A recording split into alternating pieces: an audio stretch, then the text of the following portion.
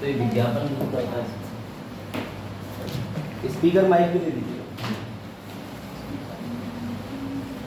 हाँ ठीक, लिखो भाई, टाइटल लिख लो आप।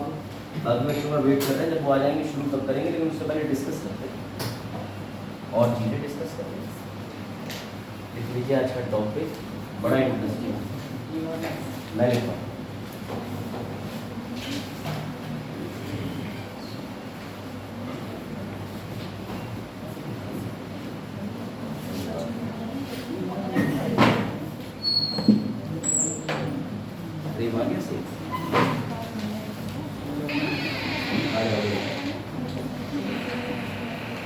ठीक है, लिखिए आज का टॉपिक।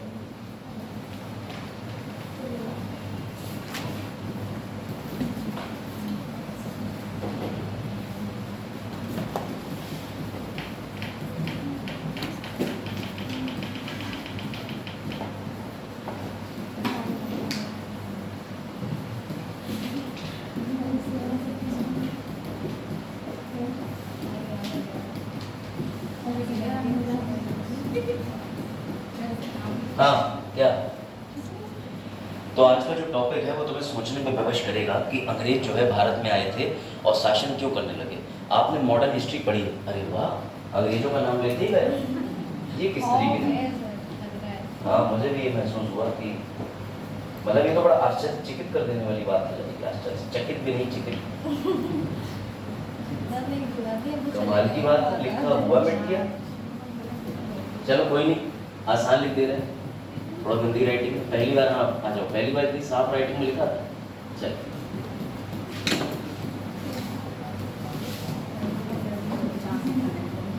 सही बात, ठीक है, लिख लीजिए अंग्रेजी शासन का। आपको सबने मॉडर्न हिस्ट्री शुरू तो कराई थी। मॉडर्न हिस्ट्री कहाँ तक चली गई? कंपनी रूल हो गया, सब कैसे आए, क्यों आए, किस वजह से आए, क्या करने आए थे, क्या कर गए। पढ़ लिया सर? उससे पहले ही हो गया था, एक दिन नहीं आई होंगी, 2 दिन। अच्छा, you join the batch late. चलो भाई बताओ, मेरा प्रश्न आपसे ये है कि सबसे पहले क्रम बताओ मुझे, भारत में कौन आया। कौन आने का मतलब कि सबसे पहले ब्रिटिशर आए कि फ्रेंच आए कि डच आए कि पुर्तगाली आए कि कौन है? चलो भाई राजेश बताते चलो, पहले पुर्तगाली, और लोग बताओ। अच्छा, फिर ये कह रही है ब्रिटिश, नहीं, डच, फिर ब्रिटिश, फिर हाँ, फिर फ्रांस, नहीं, फिर अब आया सही क्रम। ठीक है बेटा, ये क्रम है कि ऐसे करके ये भारत में आए। लेकिन मेरा सवाल आपसे अभी बड़ा मनोरंजक वाला है कि ये भारत आए क्यों? क्या लेने? मसाले लेने? असली मसाले सच जुबा केसरी, हाँ, व्यापार करने आया था। अच्छा, और कोई तक, और कोई व्यापार करने तो आए थे। लेकिन मेरा आपसे प्रश्न ये है कि देखिए, मैं आपको दिखा देता हूँ, विश्व का नक्शा दिखाता हूँ तो ज्यादा अच्छा लगेगा। ठीक है, अब तो नेट भी चल रहा है हम पे, तो नेट भी चलाया जाएगा। ठीक है, वर्ल्ड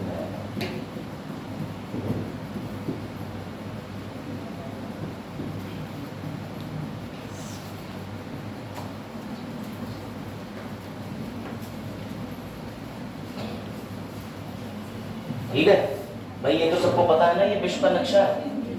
जिसे नहीं पता, दवाई खाओ 3 टाइम, टोट का उतार हुआ। चलो ठीक है, उसको रहने की स्वाभाविक रूप से दिक्कत आ जाए।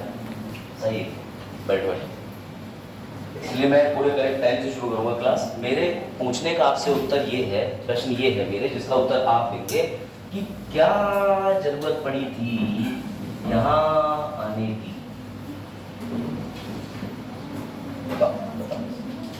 मॉडर्न हिस्ट्री पढ़ी, फोन मिला दूं मैं लाइव माइक सर को, वीडियो कॉल, बहुत डांट पड़ेगी तुम लोगों की, समझ रहे हो? हाँ अच्छा, इन्होंने ये कहा कस्तुनतुनिया, जिसे कैस्टेंटिनोपोल कहते हैं, बिल्कुल ठीक कहा। उस जगह का क्या था, वहां पर क्या था? साम्राज्य? नहीं नहीं नहीं नहीं, बिल्कुल नहीं, ये तो कतई मत निकला। इंडिया सोने की चिड़िया कहा जाता था, उनकी बहू को गोरी कहा जाता था, तो सब देखने आ जाएंगे क्या? ना, ये तार्किक प्रश्न नहीं है। बंद करो भैया जी, डीजे सुमीर कौन है? अच्छा डीजे वीरपाल आया आज। अरे अरे वाह, अरे वाह, माहौल बना। हटा क्लास में डांस। हाँ, अभय ने थोड़ा उत्तर सही देने का प्रयास किया। बेटा मान के चलिए कि पहले यूरोप से आराम से यहाँ तक आया जा सकता था, भारत आया जा सकता था और आते भी थे, लेकिन बीच में एक एम्पायर था जिसका नाम है ओटोमन एम्पायर। इस ओटोमन एम्पायर ने, क्योंकि इस्लाम का उदय हुआ था, इस्लाम के लोगों ने उन्हीं का संबंधित है। ओटोमन जिसे आपने पढ़ा होगा, कौन सी सरकार कहते हैं? उस्मानी सुना है साम्राज्य? तो भैया उस्मानी साम्राज्य ने ये रास्ता ब्लॉक कर दिया। आ जाओ बेटा। हाँ, मनीषा खुद सोच के बताओ। मनीषा निकली घर से, और घर से निकलने के बाद में हुआ ये, ध्यान देना सभी लोग, आपकी हिस्ट्री की रिवाइज हो जाएगी। मनीषा पहले यहाँ से अपने घर से चली और यहाँ पैया आके कोचिंग आ गई सीधे दिल्ली, बात खत्म। अब मुझे ये बताओ, यहाँ कहीं बीच में ओटोमन एम्पायर के शासक के गुंडे बैठ गए, अब वो तुम्हें यहाँ से निकलने देंगे? नहीं निकलने देंगे। जब ये बेचारी अपने निकलती अपना पूरा कारवा लेकर के, तब इससे कहते हैं हा लाओ निकालो $1000। ये कहती पिछली बार तो 200 में बात हुई थी। बोले ना, एक ही मार्ग है, जाना है तो जाओ, नहीं जाना है तो मत जाओ। अब मनीषा बड़ी परेशान। बेटा उन दिनों क्या हुआ था, यूरोप के अंदर नई बड़ा एक डिस्कवरी हुई थी। सर किसकी डिस्कवरी हुई थी? ठीक। और दूसरी बात ये भी है कि बोट को लेकर के कम से कम इनके इस रास्ते ब्लॉक से लेकर के लोग बड़ा उत्साहित थे। इसे सेलिंग कहते हैं, SAILING, यानी मैं समुद्र में जाऊंगा, पूरे समुद्र में अपनी बोट लेके उतार के घूमी करूंगा। लेकिन समस्या ये आ रही थी कि इस बोट से इधर जाऊं या इस बोट से इधर जाऊं। और आपको बता दूं, पूर्व में ये यहां तक आके फंस जा रहे थे। पूर्व में ये जब नाव लेके चलते थे तो इससे आगे जा ही नहीं पा रहे थे, जिसे इन्होंने नाम दिया था केप ऑफ गुड होप। और तो और आयरनी ये देखो कि इनके यहाँ से खोज करने के लिए निकलते हैं कोलंबस बाबू और घुस जाते हैं अमेरिका में। जाओ बेटा जाओ। कोलंबस निकलते हैं, घुस इधर जाते हैं और इधर के थोड़े बहुत लाल पीले लोगों को देख के कहते हैं मैंने खोज कर ली, मुझे काले भारतीय मिल गए। अरे भैया काले भारतीय नहीं मिले, थोड़ा इधर तो चलते। तो समझना, आपको बड़े कमाल की बात बताता हूँ, सर ने डेफिनेटली बताई होगी, अब आप और ज्यादा सुन लीजिए। बेटा इस पूरे विश्व को एक आर्टिफिशियल, समझ गए, यानी कि एक फिक्शनल, बैठ जाओ, मैं एक बार और रिपीट कर दे रहा हूँ, ध्यान देना सब लोग जो सो रहे थे। कंसेप्ट है इधर, दोनों बहनें हंसो मत, देख किधर। इंटरव्यू में हंसी छूट गई, फिर इंटरव्यूअर कहेगा वो हमको देखते हैं सर नेगेटिव। चलो बेटा समझना, मेरा प्रश्न ये कौशल समझना, यूरोप से ज्यादातर लोग जो है वो भारत आ जाते थे किसके? रास्ते के जरिए, लैंड वे के जरिए। लेकिन समस्या ये आ गई, रास्ते में कोई गुंडा बैठ गया, ओटोमन एम्पायर। और ओटोमन एम्पायर बैठने के बाद में उस्मानी साम्राज्य एक ही बात कहता था, अगर तुम्हें यहाँ से माल लेके जाना है तो हमका चाहिए पैसा। अब जब पैसा मांगने की बात आती थी तो अंग्रेजों का दिमाग खराब हो गया। क्यों? क्योंकि भारत के अंदर ऑलरेडी पोर्टुगीज, डच और डेनिश और फ्रेंच, ये लोग धीरे धीरे करके, अब रिपीट नहीं होगा, ये लोग धीरे धीरे करके अपनी क्या कर रहे थे? कॉलोनी साम्राज्यवाद को बढ़ाते चले जा रहे थे। सुनना ध्यान से, बीरपाल समझ आ रहा है? पहले सीधे पैर जाने का रास्ता था यूरोप से, लेकिन हुआ ये, इस रास्ते में बीच में गुंडा बैठ गया, बैरियर, टोल। अब टोल हर बार तुम्हारी गाड़ी के लिए पैसे मांगेगा, तुम्हारे पास पैसे नहीं है, और है भी तो जायज पैसे ले लो, 100 रुपए तक ले लो। अब बरेली का टोल 2000 हो जाए, तुम गाड़ी लेके जाओगे? सर 700-800 का तेल ही लगता है, 2000 रुपया टोल के देंगे, इससे बढ़िया ट्रेन से नहीं निकल जाएंगे 20 रुपए 35 रुपए में, या रोडवेज से निकल जाएंगे, या अभी से जाते हैं बाइक पे लद लेंगे। भाई यही तो निश्चित है। बैठो जल्दी से। तुम कहे देर आते हो, कहाँ से आते हो तुम? लेट, बरखेड़ा से? तो मेहनती हो, तो हमारे गाँव के, अब तो कुछ कह नहीं सकते। बैठ जाओ, मरखेड़ा अपना ही क्षेत्र। चलो दिख रहा पीछे धूप लग रही होगी तुम्हें, अगर समस्या लगे और ज्यादा गर्मी लगे तो इधर कहीं बैठ सकते हो, ठीक है? चलो सतनाम के लिए लास्ट टाइम, बरखेड़ा वालों के लिए रिपीट करना ही पड़ेगा, तो मौलिक कर्तव्य हो गया। समझना, ये पूरे विश्व का मैप है। पहले यूरोप के लोग सीधे आ जाते थे भारत, बीच में गुंडे आ गए जिसे हम कहते हैं उस्मानी एम्पायर। इन्होंने ये जो है मार्ग कौन सा वाला, जिसमें रोड वाला, ये बाधित कर दिया। हो गया, हट गया सबको। अब आ जाओ बेटा, लेकिन ये जो यूरोप वाले लोग हैं, इनके सामने समस्या ये थी कि इधर चला मैं उधर चला, जाने कहाँ किधर चला। क्योंकि सबसे बड़ी बात ये है कि इन्होंने घोषणा कर दी थी, जो जहां जाके अपनी नाव ले जाके गाड़ देगा, वही भैया सीधी बात है उसका इलाका हो जाता। अब पूरे विश्व में नाव लेके खोज करके किधर जाएं, उत्तर की तरफ जाएं कि पश्चिम की तरफ जाएं, ये समस्या हो गई। इस समस्या को निपटाने के लिए हेनरी राजा के समय पे एक संधि हुई जिसे प्यार से कहते हैं ट्रीटी ऑफ टॉरडेसैलस। और पता है इस संधि में क्या हुआ? इसे ट्रीटी ऑफ टॉरडेसैलस कहते हैं। पता है इस संधि में क्या हुआ? इस संधि में ये हुआ, वेस्ट इधर बांट दिया गया, ईस्ट इधर बांट दिया गया, और साफ साफ कह दिया गया भैया कि आधे लोग इधर जाएंगे, आधे इधर जाएंगे। स्पेन ससुरा पागल इधर चला गया, पुर्तगाली पगले इधर चले गए। अब जब पुर्तगाली पगले इधर चले गए तो सबसे पहले कहां पहुंच गए? पुर्तगाली इधर आ गए। यही वजह है कि पुर्तगालियों ने सबसे पहले भारत में अपना शासन या व्यापार स्थापित करा। स्पेन के लोग इधर घूम रहे हैं, इधर यहाँ चचा मिल रहे हैं, कह रहे हैं ओ इंडिया पहुंच गए, वो कह रहे हैं इंडिया नहीं पहुंच गए, ढंग से उधर वापस बोलो वरना बहुत मारेंगे तुम्हें। तो ये थी संधि। अब होता क्या है, इस संधि की वजह से अंग्रेजों ने भारत में आने का मन बना लिया। कैसे? कोई भी ऐसी जगह जाना पसंद नहीं करेगा जहां पर उसे पता ही ना हो कि फायदा होगा कि नहीं होगा। जल्दी आओ, परमिशन क्या मांगते हो? बालक को 5वीं क्लास में, बैठो जल्दी। परमिशन कोई नहीं मांगेगा, सीधे क्लास में आ जाएगा वो। हाँ, जाते समय मांगना परमिशन। अब ये भी नहीं तुम्हें उल्टी आ रही, हाथ में ही देगा उल्टी, समझ गए? सल्ली घूम रहे, अनुमति हाथ में ले, आप ही ने कही थी। आज जल्दी आते, थोड़ा सा ट्रीटी ऑफ टॉरडेसैलस छूट जाएगा तुम्हारा, लेकिन हो चुका होगा तो समझना। अब हुआ ये कि इंडिया जो है, जो भी पलक ने कहा सोने की चिड़िया, ये तो एक तार्किक चीज नहीं है। समस्या ये हो गई कि इंडिया जो भी जाता था वो 1 रुपए की चीज को 60 रुपए तक में बेचता था। अब इस बात की चर्चा जो है वो कहाँ होने लगी? चर्चा सामान्य आदमी नहीं करता है, चर्चा हमेशा यूरोप के अंदर एक कंट्री लंदन, और लंदन के अंदर एक संसद भवन है। इस संसद भवन के अंदर कौन बैठता है? इस संसद भवन के अंदर क्वीन के रिश्तेदार भी बैठते हैं, और क्वीन यहाँ बैठती भले ही नहीं है, लेकिन यहाँ क्वीन का दर्जा होता है। जैसे भारत में राष्ट्रपति सिर्फ रबर स्टैम्प बोला जाता है। क्वीन को पता चला कि हमारी संसद के लोग इस समय एक विधेयक पारित कर रहे हैं। बोले कौन सा विधेयक पारित कर रहे हैं? बोले ये विधेयक पारित कर रहे हैं कि तुम जाओगे इंडिया और इंडिया में एक कंपनी बनाओगे, कंपनी का पैसा हमें दोगे। अब क्वीन को पता चला अच्छा पैसा ही पैसा, तो सुनना ध्यान से। इधर जो है बेटा, क्वीन ने 31 दिसंबर सन 1600 में, क्वीन का नाम था एलिजाबेथ प्रथम, और एक कंपनी बनाई भैया जिसको कहते थे ये अपनी जर्नी करेंगे नेविगेटिंग टुवर्ड्स द ईस्ट, इसीलिए इन्हें कौन सी कंपनी बोला गया? East India company. अब आई बात समझ में, क्योंकि सर ये जो हिस्सा था ये वेस्ट था, ये जो हिस्सा था वो क्या था? ईस्ट था। तो जब ईस्ट की तरफ जाओगे तो कौन सी कंपनी बोली जाएगी? अब आई समझ? आप समझ गए आज बात? क्योंकि एक संधि थी ट्रीटी ऑफ टॉरडेसैलस। अब जो 2-2 मिनट में लेट हुए हैं उनका इस पर मालिक है, मैं तो यही से जानी रखूं। चल, ये बात आई समझ में? सुनना ध्यान से। अब हुआ क्या, एक और मजेदार फैक्ट, जब ये कंपनी बनके भारत में पहुंची तो भारत में पहुंचने के बाद इस कंपनी ने बड़ा संघर्ष किया। क्यों संघर्ष किया?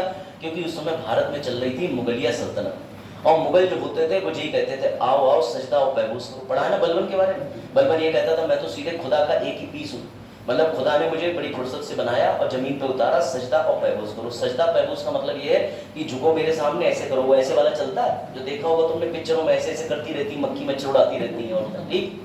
एक तो वो हो गया सजदा। पैबूस का मतलब ये था कि मैं अपनी जूती आगे बढ़ाऊंगा, तुम उस जूती पर जो है अपना सिर रखोगे और जूती को भैया किस करके आगे बढ़ जाओगे। अब बुरी किस्मत, सोचो अंग्रेज जा रहे हैं, अंग्रेज कह रहे हैं इनके नियम तो बड़े खतरनाक है, जल्दी आओ, परमिशन मत लिया करो, बालक थोड़ी हो, जाओ जल्दी। और कोई आ रहा? प्रकाश जी भगा देना कोई आ। चलो बेटा, कंसेप्ट तुम्हारा खराब होगा, मेरा कुछ नहीं होगा, ध्यान रखना। ट्रेन टाइम से चलती है, सवारी पहले आती है। मैं लेट हो जाऊंगा तो कोई दिक्कत नहीं, तुम सब वेट कर लोगे, लेकिन तुम लेट हो गए तो समझ लेना दिक्कत होगी। अब चलो आ जाओ। जब ये लोग आए तो भैया भारत के अंदर ऑलरेडी किसका शासन चल रहा था? मुगल का। क्योंकि ये स्टोरी फिर समझ नहीं पाओगे और फिर भूल जाओगे। अब हुआ ये कि मुगल का शासन चल रहा था, अकबर के समय पे कंपनी बनी थी, जहांगीर के समय पे अनुमति लेने आए, और जब अनुमति लेने आए तो बड़ा रिसर्च करके ये पता चला कि जो मुगल्स है उन्हें भैया लड़की और हीरे जवाहरात बहुत पसंद है।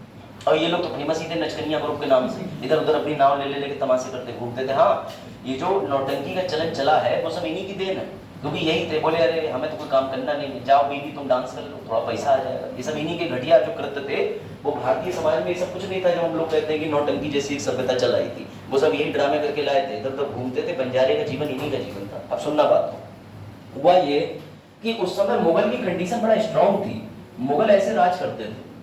और मुगल से पहले आपको पता है कि कई सारे और ज्यादा इस्लाम को मानने वाले आए, समझ गए? जैसे भाई 712 शताब्दी के अंदर सबसे पहला भारत में आक्रमण हुआ, ठीक है, जो किसका हुआ था, मोहम्मद बिन कासिम का।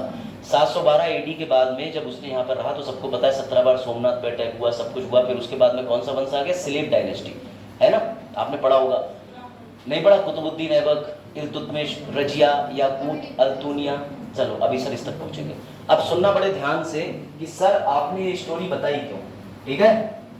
अब जो बच्चे आए उनके लिए सुन लो, 30 सेकंड में लास्ट टाइम रिपीट कर रहा हूं। अब तुम्हारी तेज, इधर देखो, तुम इधर, एक तो लेटा है ऊपर सतनाम देख रहे, इतना मत देखो, वो चीज नहीं है देखने वाली। हाँ क्या हो गया, हाथ बस, क्या मतलब बस के आगे हाथ आ गए, चलो ईश्वर ना करे आओ, लेकिन ये है अगर ज्यादा गंभीर चोट है तो दवाई टाइम से।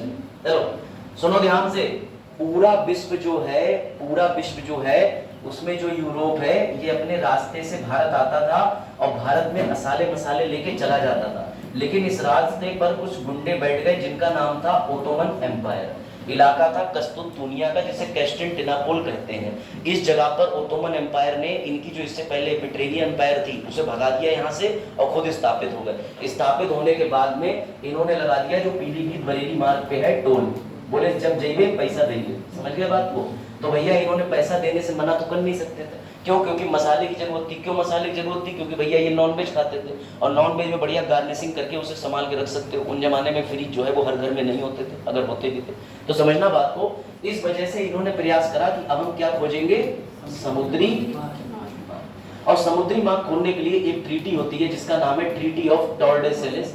इसमें ये हिस्सा बन जाता है वेस्ट, ये हिस्सा बन जाता है ईस्ट। इधर भेज दिया जाता है स्पेन को और इधर किसे भेज दिया जाता है, पुर्तगाल को। तो मुबारक हो, जब ये सब घूम के आते हैं तो सबसे पहले यहाँ पर कौन आते हैं, पुर्तगाली। और पुर्तगाली के आने के बाद जब उनके व्यापार को फ्लरिश होते देखते हैं, फूलते फलते देखते हैं, तो भारतीय और बाकी लोग सब एक जैसे लालची होते हैं। किसी के सामने फूल की दुकान चल जाए, बगल में ही दुकान लगाए, अरे थोड़ा आगे बढ़ के लगा दो, आदमी जो है वो तुम्हारी दुकान से खरीद लेगा ना, छाती पे लगाएंगे इसके ऊपर। समझ रहे बात को। तो बेटा हुआ यही कि पोर्तुगीज, डच, इनके साथ साथ अंग्रेज भी पहुंच गए। ठीक, अब चलो आगे बढ़ते हैं। अब ध्यान से समझिएगा, तो मेरी पीडीएफ नहीं,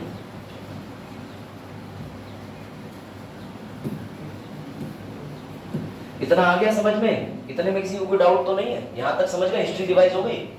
आज जी बच्ची समझदार है, तुमने नहीं पूछा कि आना है नहीं, क्या बैठ जाओ।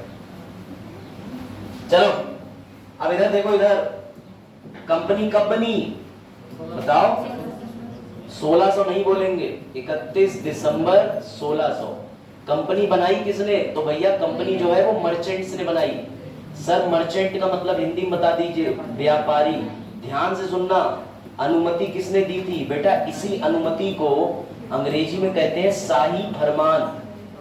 कौन सा फरमान, समझ गए बात में बेटा। ये जो रॉयल चार्टर इन्हें शाही फरमान मिला था, ध्यान से सुनना, ये इसने इन्हें पता है क्या दे दिया था, मोनोपोली, कि सिर्फ यूरोप से, लंदन से एक ही कंपनी जाएगी, बाकी पुर्तगाल स्पेन वाले अपनी कितनी कंपनी भेजे, लेकिन हमारे यहाँ पूरे लंदन से एक ही कंपनी जाएगी जिसका नाम होगा ईस्ट इंडिया कंपनी। बेटा ये ईस्ट इंडिया कंपनी कहाँ आती है, भारत। उस समय भारत में कौन सी सल्तनत चल रही होती है, मुगल सल्तनत को तोड़ना, बंद करो जो घंटी घर वाली, मुगल सल्तनत को जो है वो तोड़ना बड़ा कठिन था। मुगल सल्तनत को तोड़ा ही नहीं जा सकता था, क्योंकि सच में मुगल की खासियत ये थी कि मुगल जो थे आदमी वो साम दाम दंडभेद सबसे मारते थे, तो गधे पड़ो चुल्लू। लेकिन ये है कि मतलब मान के चलो कि इनके समय पर सल्तनत पूरी जो है इन्होंने अच्छे से कंट्रोल करके रखी थी, क्योंकि इन्होंने नीतियां बहुत बनाई, बाजार प्रणाली, मापदंड प्रणाली, फलाना प्रणाली। एक आए उन्होंने क्या करा, घोड़ों पे ब्रांडिंग कर दी, आपको अच्छे से पता होगा मैं किसकी बात कर रहा हूँ। एक आए उन्होंने कह दिया मैं आर्मी बनाऊंगा, एक आए बोले मैं गोरिल्ला वॉरफेयर कराऊंगा, एक आए सूरी साहब बोले यहाँ से लेके यहाँ तक रोड नाप दूंगा। तो इन लोगों को भारत में ठहरने का, रुकने का अच्छा समय मिला, इस वजह से बोला जाता है अकबर द ग्रेट। बाकी अकबर के अंदर ग्रेट वाला कुछ भी नहीं, लेकिन यूपीएससी पूछे तो बक देना, हाँ अकबर द ग्रेट की उपाधि एनसीईआरटी ने दी है, आगे चल के सरकार रही तो इस पर जाए, हो सकता है कुछ और लग जाए, अकबर की जगह उसके विरोधी के सामने लग जाए। He was late but he was great. चलो समझना बात। तो हुआ ये बेटा, ये कंपनी की स्थापना हो गई और कंपनी हो गई, लेकिन अंग्रेज अभी भी भारत में क्या करने आए थे, व्यापार।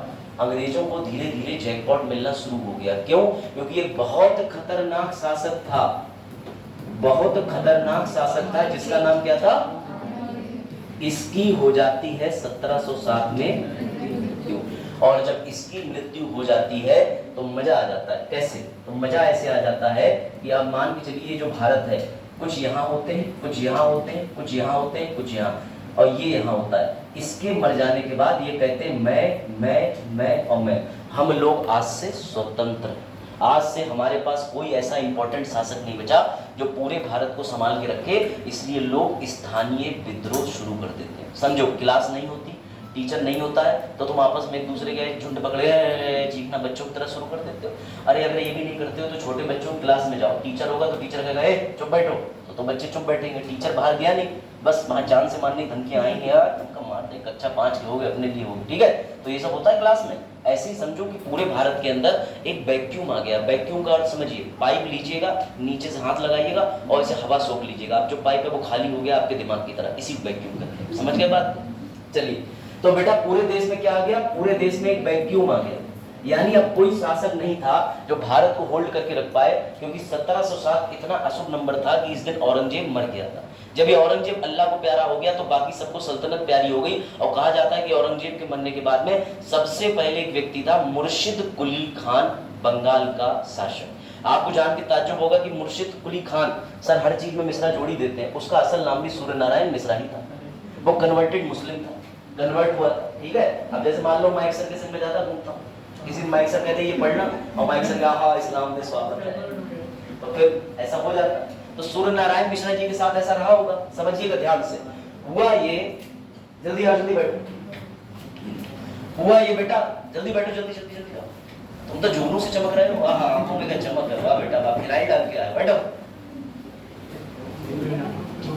जल्दी जल्दी, कंसेप्ट छूट जाएगा इसलिए मैं रिपीट नहीं कर रहा हूँ। कहीं बैठ जाओ, उमेश बैठा लो इनको, बैठ जाओ बेटा, कोई बात नहीं, मैं समझ रहा हूँ आप लोग लेट होंगे, बाहर से आते हैं, ठीक। अब ध्यान से समझिएगा, भारत में औरंगजेब की मृत्यु के बाद वैक्यूम आ गया, खालीपन आ गया, और भारत में कोई शासक नहीं रह गया। नवाब के बंगाल बोले आज से नवाब मेरा, देखूं कौन छीन के दिखाता है। बाकी सारे सल्तनत के जो लोग थे उन्होंने अपना शासन को स्वतंत्र घोषित कर दिया। क्यों? क्योंकि पहले औरंगजेब था, तो औरंगजेब यहाँ पर नियंत्रण करके रखता था, इस पे भी, इस पे भी, इस पे भी, इस पे भी। जब ये मर गया तो सब क्या हो गए? स्वतंत्र हो गए। और स्वतंत्र होने के बाद जो सबसे पहला शासक था जिसका नाम है मुर्शिद कुली खान, बेटा MQK आएगा, ये बन गया बंगाल का नवाब, और बंगाल के अंदर ये अपना संचालन करता रहा, अपनी सरकार चलाता रहा। अंग्रेजों को इससे बढ़िया मौका मिलना ही नहीं था। सर क्यों नहीं मिल रहा था? अंग्रेज यही तो घात लगाए बैठे थे कि कब मजबूत आदमी कमजोर पड़े और मैं भारत में व्यापारी से क्या बन जाऊं? शासक। अब अंग्रेजों ने क्या करा? सुनना, ये रही अंग्रेजों की फैक्ट्री, ये रही फैक्ट्री। अंग्रेजों ने अपनी फैक्ट्री के साथ में कुछ ऐसा करना शुरू कर दिया जिसकी वजह से नवाब साहब से उनका युद्ध हो जाएगा। क्या करना शुरू करा? तो सुनना, अगर तुम्हें कोई अपना मकान किराए पे दे और तुमसे ये कहे भैया ये लो मकान की चाबी, जब तक रह रहे हो हिफाजत से रहना, लेकिन जैसे ही वो गया अगले दिन तुमने दीवार तोड़वाई और नई दीवार खड़ी करवा रहे हो कंक्रीट की, किचन इधर का इधर बनवा रहे हो, वॉशरूम सामने का इधर बनवा रहे हो, इससे क्या सिद्ध होता है? इससे ये सिद्ध होता है सर अब वो मकान किराए का नहीं, हमने कब्जा कर लिया, अपने हिसाब से डिजाइन करा रहा है। तो यही काम बेटा अंग्रेजों ने करा। आए थे तुम व्यापार करने, लेकिन पता है इन्होंने क्या करना शुरू कर दी? अपनी फैक्ट्री के चारों ओर शुरू कर दी किला, और जब किला बंदी शुरू करी तो बेटा ये जो बैठे हुए मुर्शिद कुली खान थे, इनके बच्चे के बच्चे आ चुके थे, जिसका नाम था, नाम नोट कर लो, सिराज उद दौला, नाम नोट करो। इसी का नवासा था मुर्शिद का, जिसका नाम था सिराज उद दौला। बेटा सिराज उद दौला कहाँ का नवाब था? बंगाल का। और सिराज उद दौला को इस बात की लग गई मिर्चय, उसने तुरंत अंग्रेज से कहा कि हे अंग्रेज, ये तुम किलाबंदी क्यों कर रहे हो? अब किलाबंदी कर रहे हो तो छोड़ो, साथ के साथ तुमने अपनी मिलिट्री की फौज को तैनात कर दी। तो पता अंग्रेज क्या बोले? अबे जा, यही बोले होंगे अपने मन, यही तो बोले होंगे। तो अंग्रेजों का जा निपट लेंगे तुझसे। अच्छा, अंग्रेज जो थे उनके पास में एक चीज बड़ा कमाल की थी, वो भारतीयों को इतने सालों से देख देख के सीख रहे थे। जैसे बंदर होता है, बंदर, तुम बंदर के सामने जो मोबाइल फेंक दो अपने हाथ में या कोई चीज, उसके हाथ में कोई चीज होगी वो भी फेंक देगा। ऐसे अंग्रेज थे, अंग्रेज तुम्हें ऑब्जर्व कर रहे थे। अब सुनना कमाल की बात, एक दुर्भाग्य घटना और हो गई जो आपको माइक सर बताएंगे या पढ़ाई होगी, जिसे कहते हैं ब्लैक बॉक्स ट्रेजेडी। पढ़ी नहीं पढ़ी? अब इसने क्या करा, ध्यान से सुनना, ये सिराज उद दौला भी कम थोड़ी था।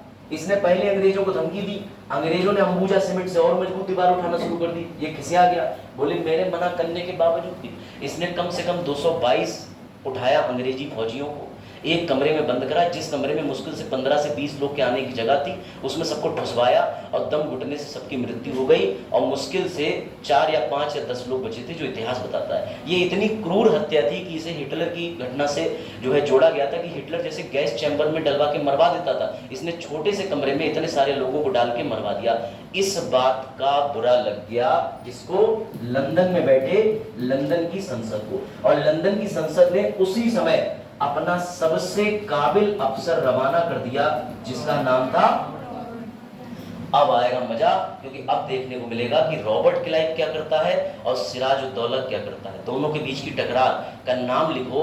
अब अंग्रेज और भारतीय पहली बार लड़ेंगे, पहला विश्व का बैटल इनके बीच का, जो भारतीय और अंग्रेजों के बीच का था किसी एक शासन को लेकर व्यापारी से बदलने में, बैटल ऑफ प्लासी 1757। नोट करो,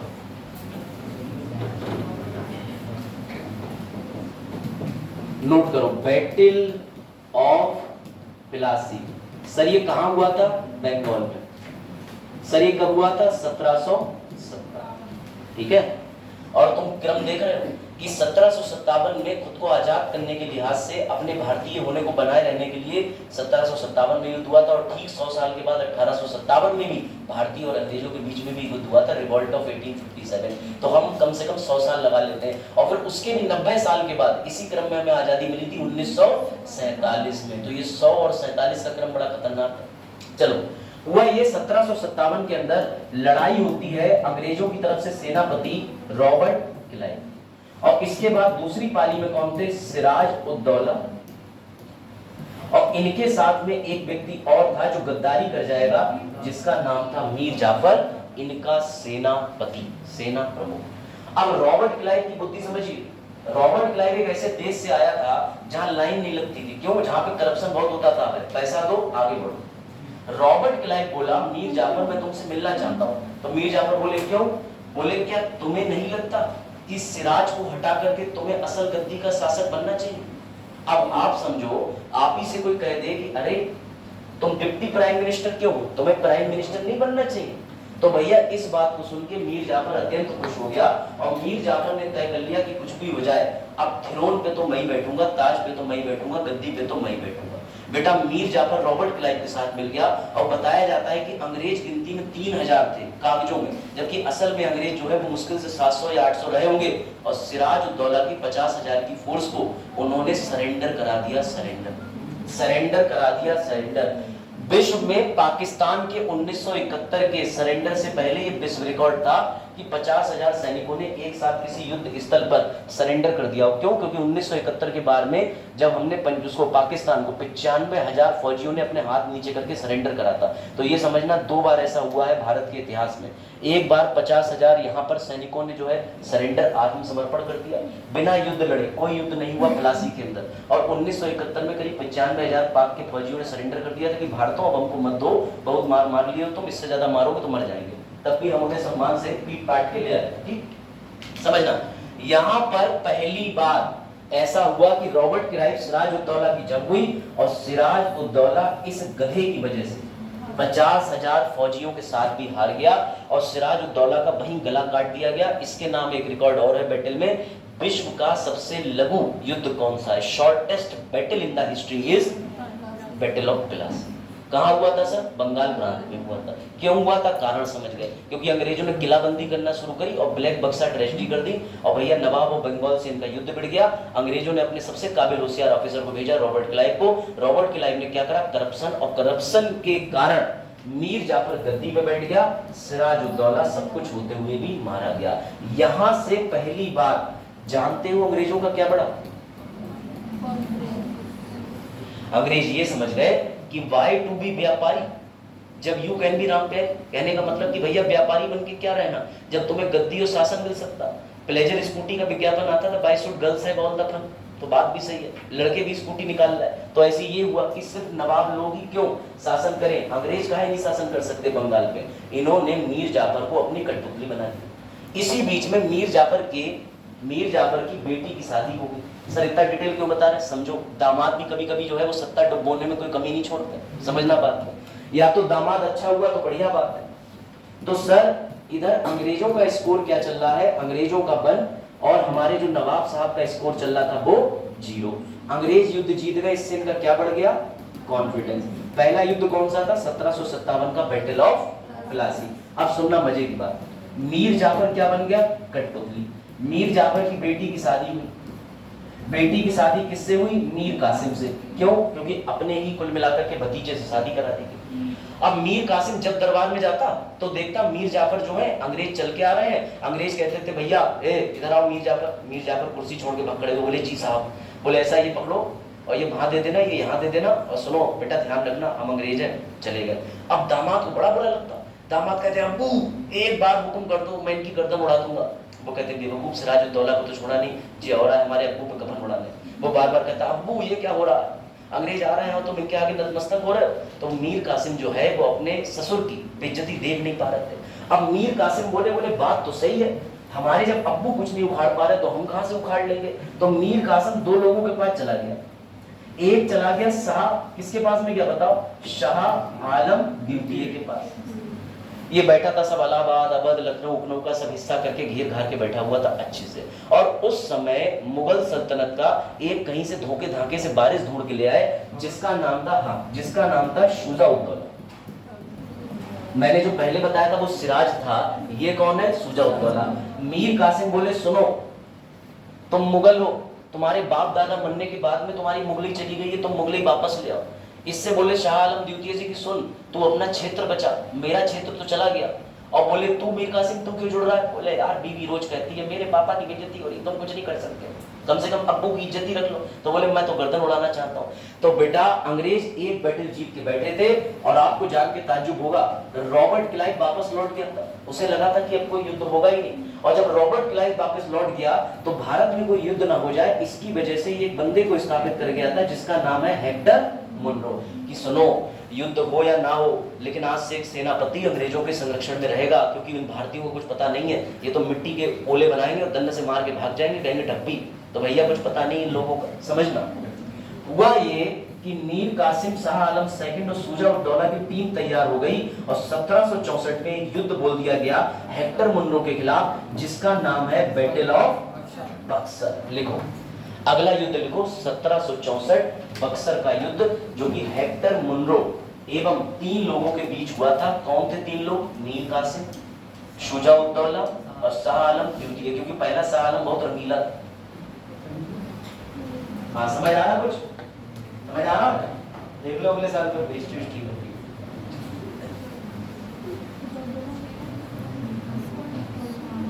हाँ तुम तो इधर देख ले, तुम्हें तो हिंदी पढ़ानी चाहिए मुझे। हाँ लिखो, लिखा पहला युद्ध कौन सा था जिससे अंग्रेजों को कॉन्फिडेंस बढ़ा? 1757 का प्लासी। दूसरा कौन सा था? 1764 का बक्सर। तो बेटा पिलास बक्से में ट्रिक है, पी से पिलासी पिलास, बी से बक्सर बक्सा। और बक्सर कहाँ है? तो तुम्हें जान के ताज्जुब होगा, बिहार में है। पंडित दीनदयाल उपाध्याय स्टेशन जिसे मुगलसराय कहते थे पूर्व में, जिसका इस सरकार ने नाम बदल दिया, उसे बक्सर कहते हैं। आज भी बक्सर पड़ता है। बक्सर की तरफ जाते ही ट्रेन जो है वो कहते हैं अपनी खिड़की दरवाजे बंद कर लो। हमने कहा काहे बंद कर लें? जब बिहार गए बोले भैया मत बंद करो, थोड़ी देर बाद वही हो। हमने कहा काहे? बोले भैया ये डाकू गुंडा और बस तुम्हारा सामान ले जाएंगे। तो बेटा ये ध्यान रखना कि वहाँ कई ट्रेनें लुटती थी, अब तो जाकर के ठीक हुआ मामला। तो सर अब आप बिहार जाएंगे तो क्या करेंगे? बेटा कुछ नहीं करूंगा, मैं भी इनके गिरोह में शामिल होऊंगा। मानसिंह तोमर नहीं दिखता तुमको, ठीक है? तो सुनना, ये आपने ये जानकारी नोट कर ली। अब मैं क्रम से सजा दूं, अभी सुनना बेटा। इस बैटल के बाद अंग्रेजों का स्कोर हो गया 2 और नवाब का स्कोर हो गया 0। आपने 2 संधि सुनी होंगी, इलाहाबाद की संधि नंबर 1, इलाहाबाद की संधि नंबर 2। इन्होंने क्या करा बेटा, इस 1764 के युद्ध में अभी तक अंग्रेजों के पास सिर्फ बंगाल था, लेकिन अब सुनना क्षेत्र विस्तार हो गया। सर क्या क्या मिल गया?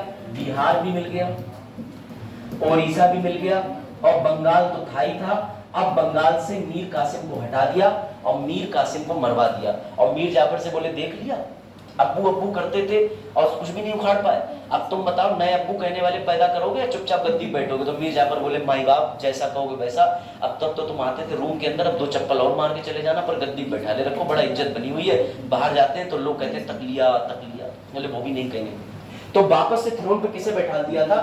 मीर जाफर को। और बेटा इसमें सुनना ध्यान से, शाह आलम को क्या किया और हमारे साथ में शुजा-उद-दौला थे, इनको क्या किया? शुजा-उद-दौला को भगा दिया, बोले हट शाह आलम से बोले तुम तो बुद्धिमान थे, तुम्हारे क्षेत्र पे हम कब्जा करते तब देखी जाती, तुम तो पहले ही भड़क गए। बोले काम करो, युद्ध में हमारा जो नुकसान हुआ है 50 लाख रुपया हमें दे दो, और सुनो हम तुम्हें 25 लाख रुपया दे रहे हैं, प्रति वर्ष 25 लाख रुपया देंगे, लेकिन चुपचाप बैठे रहना, हुकूमत हमारी होगी आज से, और हमारे पास बंगाल, उड़ीसा और बिहार का हिस्सा भी आ जाएगा। इसकी शॉर्ट ट्रिक है बैंक ऑफ बड़ौदा, याद रखना, दी होगी, ठीक है।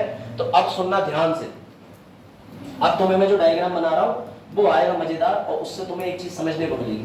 सर सबसे पहले हुआ ये कि भारत में किसका सल्तनत था? मुगल का। बढ़िया, मध्यकालीन भारत के समय ही अंग्रेज आए थे, ब्रिटिशर्स। प्राचीन में तो जेबी नहीं थे, कुछ पता नहीं कहां थे। उसके बाद ये क्यों आए? क्योंकि 1707 के अंदर कौन मर गए? औरंगजेब। औरंगजेब के मरने के बाद एक वैक्यूम आ गया। वैक्यूम मतलब ये आ गया शक्ति की कमी हो गई, खालीपन आ गया। इस खालीपन का फायदा उठा करके स्थानीय युद्ध होने लगे, किसके बीच? नवाबों के बीच में। और इसका फायदा किसने उठाया? अंग्रेज ने। और बेटा अंग्रेजों ने क्या फायदा उठाया? अपनी किले की किलाबंदी कर दी, फैक्ट्री की किलाबंदी।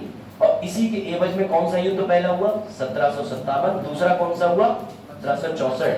1764 का युद्ध जीतने के बाद अंग्रेज मैदान के अंदर रे सुल्तान कह के खड़े हो गए सलमान खान की तरह, बोले अब आओ जिसे आना है, अब हम सबसे निपट लेंगे। तो बेटा याद रखना, ये थी तुम्हारी ईस्ट इंडिया कंपनी के व्यापारी से लेके शासन तक बनने का पूरा डायग्राम। बीच में अंग्रेजों की किस्मत एक आदमी और चमका के ले गया। अगर जानना चाहते हो, वैसे इतिहास मेरा विषय नहीं है, बस 30 सेकंड में बता दे रहा हूं, सुनना। 1757 से पहले तुम्हारे भारत में 1739 में करनाल का युद्ध हुआ था। सर ये क्या था? तो बेटा एक आदमी था उस समय भारत में रहता था, शाह आलम, जो दिल्ली संभालता था, और भारत में आक्रमण पता है किसने कर दिया था? नादिर शाह ने। नादिर शाह ने मुगलों की कमर और तोड़ रखी। एक तो अंग्रेज बैठे थे कि कैसे भी करके हम किलाबंदी करें, उससे पहले भारत में 1739 में नादिर शाह आया और सब लूट के ले गया। अब अंग्रेजों, अब क्या हो गया, नवाब के पास ना तो पैसा था ना तो फौज थी। इसी का फायदा उठाते हुए इन्होंने किलाबंदी करना शुरू कर दी। खैर अब सुनना बड़े ध्यान से, ठीक है। एक दिन जनन आया ही नहीं, ओह शिट, एग्जाम्पल डिलीट करना, समझना। 1600 की ईस्ट इंडिया कंपनी, समझ गए? मैंने आपको भी थोड़ी देर पहले बताया था, ये ईस्ट इंडिया कंपनी किसके शाही फरमान से बनी थी? और ये रॉयल चार्टर दिया किसने था? एलिजाबेथ कौन थी? कंपनी के लिए कानून किसने बनाया था? संसद ने। कहां की संसद ने? लंदन में। बात आई समझ में? ध्यान से सुनना, मजा आ जाएगा। अब तुम्हें इंटरेस्ट समझ में आएगा कि हिस्ट्री क्यों पढ़ना जरूरी है पॉलिटी के साथ में। इसीलिए आयोग ने ऊपर से दोनों लेक्चर साथ में चलाया, मतलब जोड़ी में नजर ना लगे। चलो अब आ जाएगा तो समझना बात को, इंपॉर्टेंट चीज समझना, सबसे इंपॉर्टेंट हुआ ये कि ईस्ट इंडिया कंपनी में अभय के दादाजी ने एक बार एक कंपनी में पैसा लगाया था जिसका नाम था अंबानी कंपनी लिमिटेड। अब दादाजी तो चले गए। अब एक दिन अभय दादाजी के कागज साफ कर रहे थे, उसमें इन्हें फोटो मिला। दादी का तो मिला ही मिला, उसके साथ और भी फोटो मिले, कई दादियों का, मतलब दादी का तो फोटो मिला। उसके बाद अभय ने ये नोटिस करा कि ये क्या लिखा हुआ है, इतना बड़ा एक लेटर मिला। ध्यान से सुनना, इतना बड़ा लेटर। उस लेटर पे लिखा था, आज मैं अभय भारती का दादा 6000 पाउंड लगाता हूं ईस्ट इंडिया कंपनी में, जिसका मुझे पैसा वापस मिलेगा समय समय पर।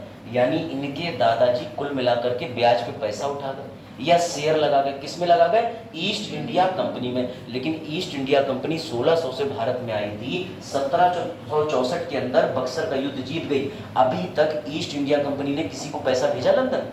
नहीं भेजा ना, बिल्कुल नहीं भेजा। बेटा लंदन के अंदर ये बात उठ गई क्वीन के सामने और संसद के अंदर कि हमारा पैसा कहां है।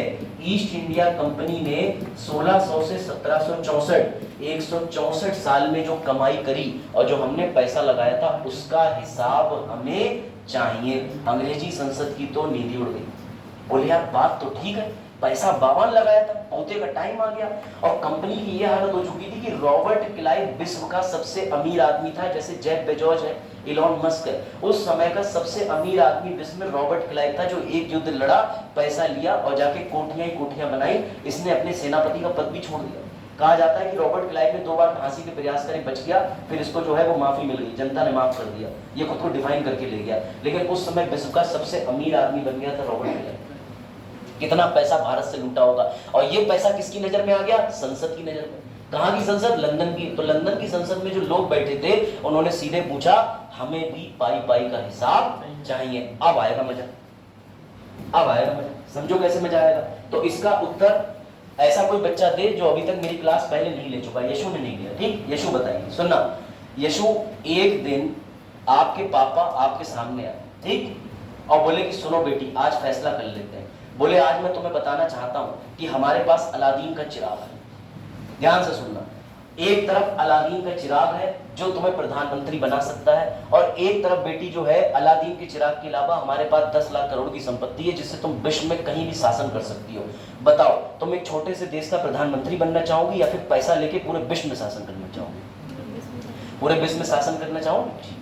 और यही पैसा अगर आपको भारत में भरपूर मात्रा में मिल जाए, इतना पैसा मिल जाए अनलिमिटेड, तो आप भारत के अंदर तो शासन कर ही लोगे।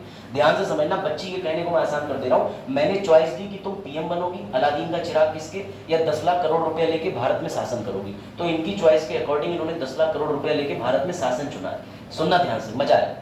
एक दिन रात में 8 बजे टीवी पे एक आदमी आएगा और बोलेगा भाइयों और बहनों आज रात से तुम्हारे 500 और 1000 के नोट चलन में आना बंद हो जाते हैं। तो बेटा समझी बात को, इसलिए कभी भी जिनी आ जाए तो लॉ बनाने की शक्ति चुनना, ना कि पैसे को चुनना। अगर इन्होंने लॉ बनाने की शक्ति को चुना होता तो ये 10 लाख करोड़ के मल्टीपल में कितने भी बना लेती, लेकिन बच्ची 10 लाख करोड़ के झांसे में आ गई। समझी बात को? यानी विधि बनाने की शक्ति सबसे ज्यादा मजबूत है। इसीलिए कोई मंत्री बनना पसंद करेगा लेकिन बिजनेसमैन बनना जल्दी पसंद नहीं करेगा। बात आई समझ में? अब सुनो, यही अंग्रेज करे। हुआ ये कि ईस्ट इंडिया कंपनी से हिसाब किसने मांगा? तो हिसाब मांगा लंदन की संसद। अब सुनो बड़ी मजे की बात, इतने मक्कार थे ये लोग, इतने मक्कार थे, पता क्या बोले? बोले तुम हमसे पैसा मांग रहे, हमने 2 युद्ध लड़े, नादिर शाह का अटैक देखा, नादिर दिल्ली से पैसा ले गया तो हमने खैरातें बांटी। उसके बाद 1757 में 50,000 सैनिकों से हम लड़े, हमारे पास बैंडेड भी नहीं था, पट्टी भी नहीं थी, तब भी हम लड़े, खून खच्चर हो गया, हमारे सैनिक मर गए। बोले उसके बाद 1764 का युद्ध हुआ, प्लासी के बाद बक्सर का। बोले बक्सर में हमारा पैसा चला गया। बोले और तो और तुम्हें हमसे ये सवाल पूछना ही चाहिए, क्यों? बोले करीब करीब 1773 के आसपास में बंगाल में बहुत बड़ी आपदा आई थी। बंगाल में सूखा, अकाल, ये सब पड़ गया था एक साथ। इस वजह से अंग्रेजों ने झूठ बोला कि हमारा ज्यादातर कंपनी का जो पैसा है वो इस अकाल से बंगाल को निकालने में लग गया। अब ईस्ट इंडिया कंपनी के दिमाग की बात दाग तो देनी पड़ेगी, अपने आप को जस्टिफाई करना। संसद ये बात समझ गई। संसद बोली कि अब ये हमें बना रहे हैं बेवकूफ। और उल्टा मजे की बात और सुनो, ईस्ट इंडिया कंपनी ने संसद से क्या बोला? बोले अच्छा हुआ आपने हमसे हिसाब मांग लिया, हम खुद एक दिन डायरी लेके बैठना चाह रहे थे, हम ये आपसे मांगना चाह रहे हैं कि 1 मिलियन पाउंड हमें और उधार दे दो। अब भैया क्वीन की और संसद के कर्मचारियों की तो सिट्टी पिट्टी गुम हो गई। यशु तुम्हारा नौकर तुम्हारे पास आया, तुम बोलो तूने 20 साल में 20 लाख रुपए क्या किया? बोले मैडम मैंने ये करा और जरा 40 लाख रुपए और दे दो। अब इनका तो दिमाग खराब, बोले पिछले 20 लाख रुपए खाए तो खाए, अब 40 लाख और मांग रहा है, वो भी मैंने गवाए। हुआ क्या? कहानी ये निकली, अंग्रेज बोले ठीक है, ठीक है, लंदन बोली ठीक है, तुझे पैसा चाहिए हम देंगे, लेकिन हम बनेंगे मोदी जी। बोले क्या? हम तेरे ऊपर क्या बनाएंगे? लॉ। और मुबारक हो, तुम्हें भारत में पहला कानून देखने को मिला जिसे तुम हिंदी में कहते हो 1373 का विनियमन अधिनियम। अब बताओ ये स्टोरी तुम्हें कनेक्ट कर पाए कि नहीं? आप समझे कानून बनने के पीछे कारण था क्या? क्यों अंग्रेज को संसद में बैठे बैठे लंदन से भारतीयों पर शासन करने के लिए कानून बनाना पड़ा? क्योंकि एक ईस्ट इंडिया कंपनी पैसों का कोई हिसाब नहीं दे रही थी। और यूपीएससी पूछता है एक हाथ दे एक हाथ ले को क्या कहते हैं? तो लिख लो, बाद में मत कहना बताएंगे। क्विड प्रो क्यो लिखो। इसकी हिंदी नहीं होती, ये लैटिन भाषा का अर्थ है, यानी कि लैटिन भाषा है। इसका मतलब होता है क्विड प्रो क्यो, एक हाथ दे एक हाथ। यहां तक किसी को डाउट समझ में आया बेटा?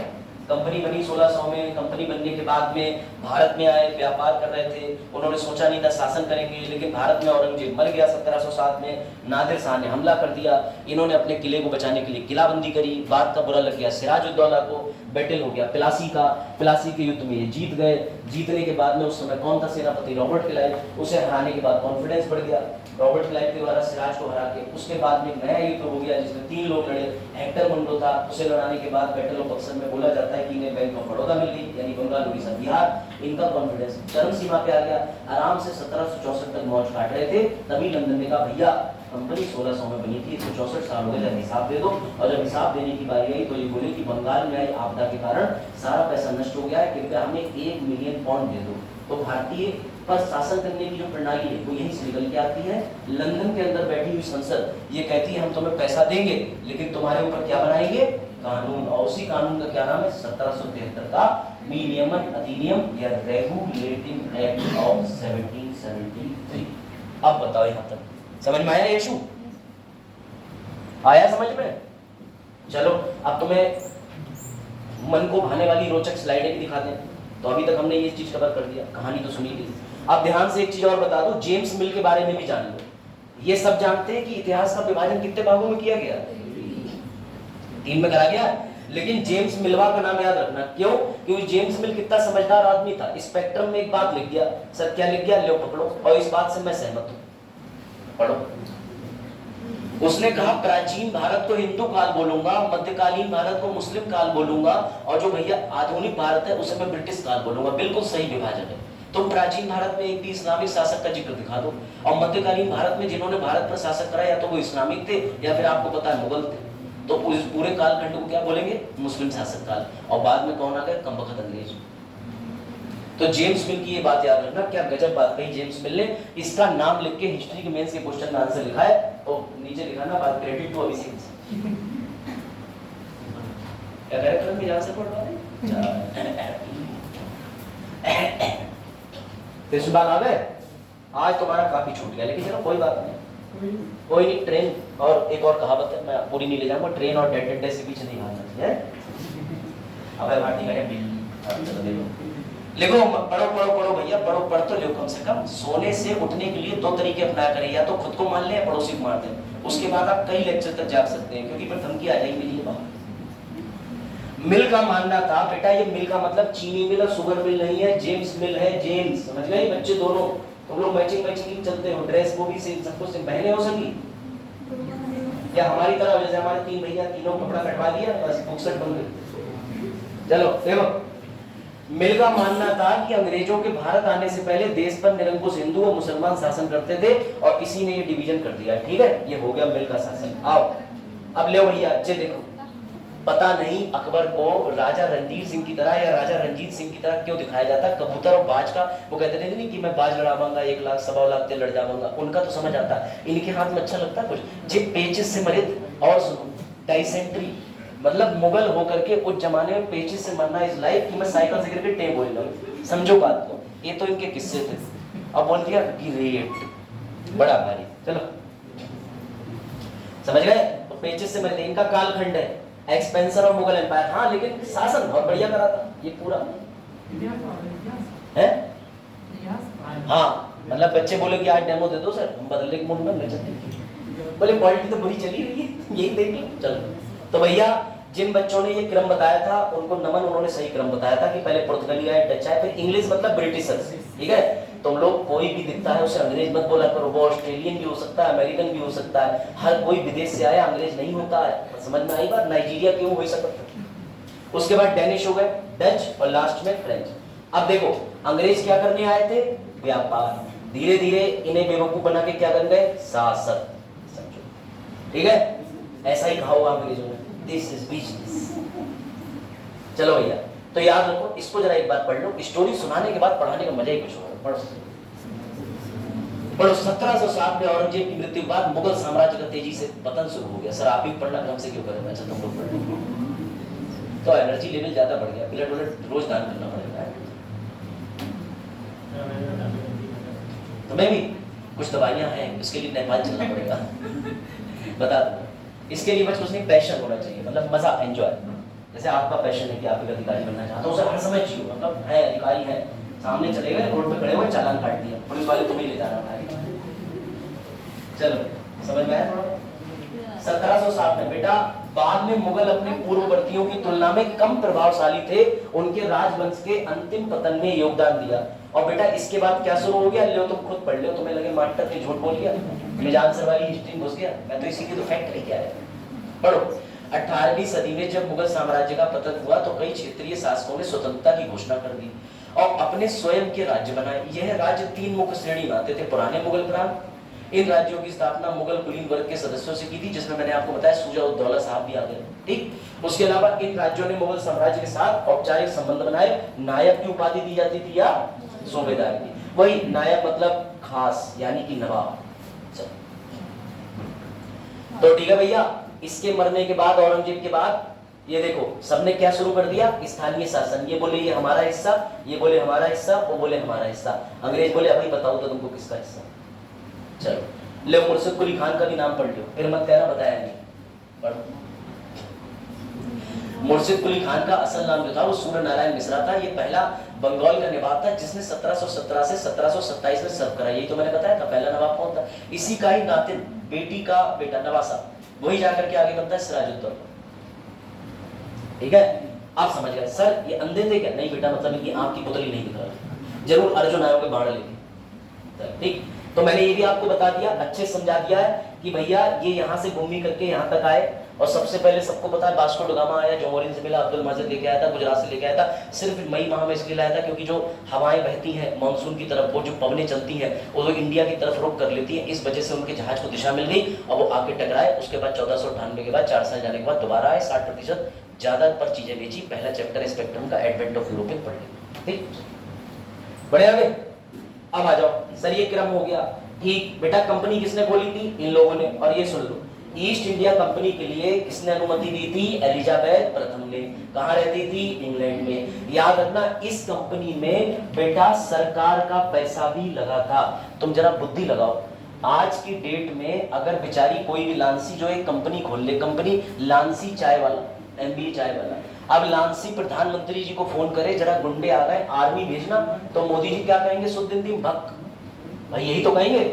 लेकिन अगर इस कंपनी में सरकार का पैसा लगा हो या बिटिया रानी की ये फैक्ट्री हो या फिर लंदन की कोई इनका सपोर्ट हो, तो तुरंत मिलिट्री उतरेगी कि नहीं उतरेगी? तो याद रखना, ये प्रश्न है कि ईस्ट इंडिया कंपनी साम्राज्यवाद स्थापित करने में क्यों परिपूर्ण हो पाई? क्योंकि बेटा उसके साथ सरकार, और ईस्ट इंडिया कंपनी के साथ सरकार एवं क्राउन दोनों का आशीर्वाद प्राप्त हो। अब आशीर्वाद मत लिख देना, सहयोग लिखना।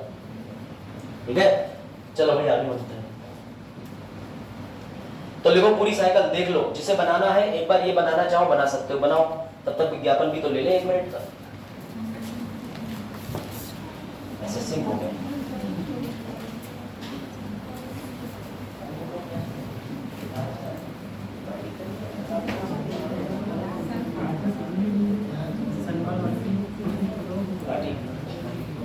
मैं बताया वहां, मैं हिस्ट्री पढ़ाने का इच्छुक हूँ, एसएससी में जरूरत होता है।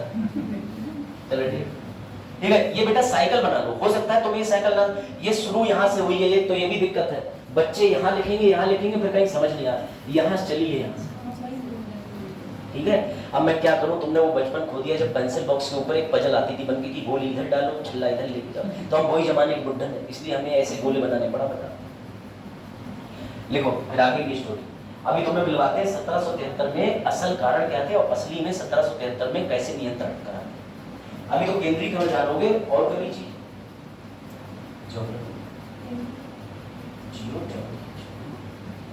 समय लगा जीआई।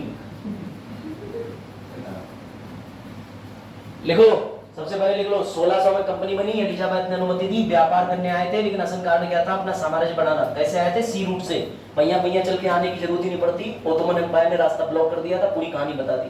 बीच में संधि हुई थी, ट्रीटी ऑफ टॉर्डेसिलिस, वेस्ट इधर ईस्ट इधर, तो जो ईस्ट में आएगा उसका नाम होगा ईस्ट इंडिया कंपनी। उसके बाद किधर आए?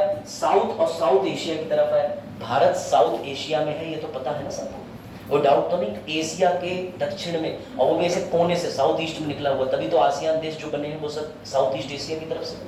तो बेटा इस तरफ ये आए और इन्होंने एशिया अफ्रीका की मेड रेस खत्म करते हुए हमारे यहाँ कंपनी स्थापित करी।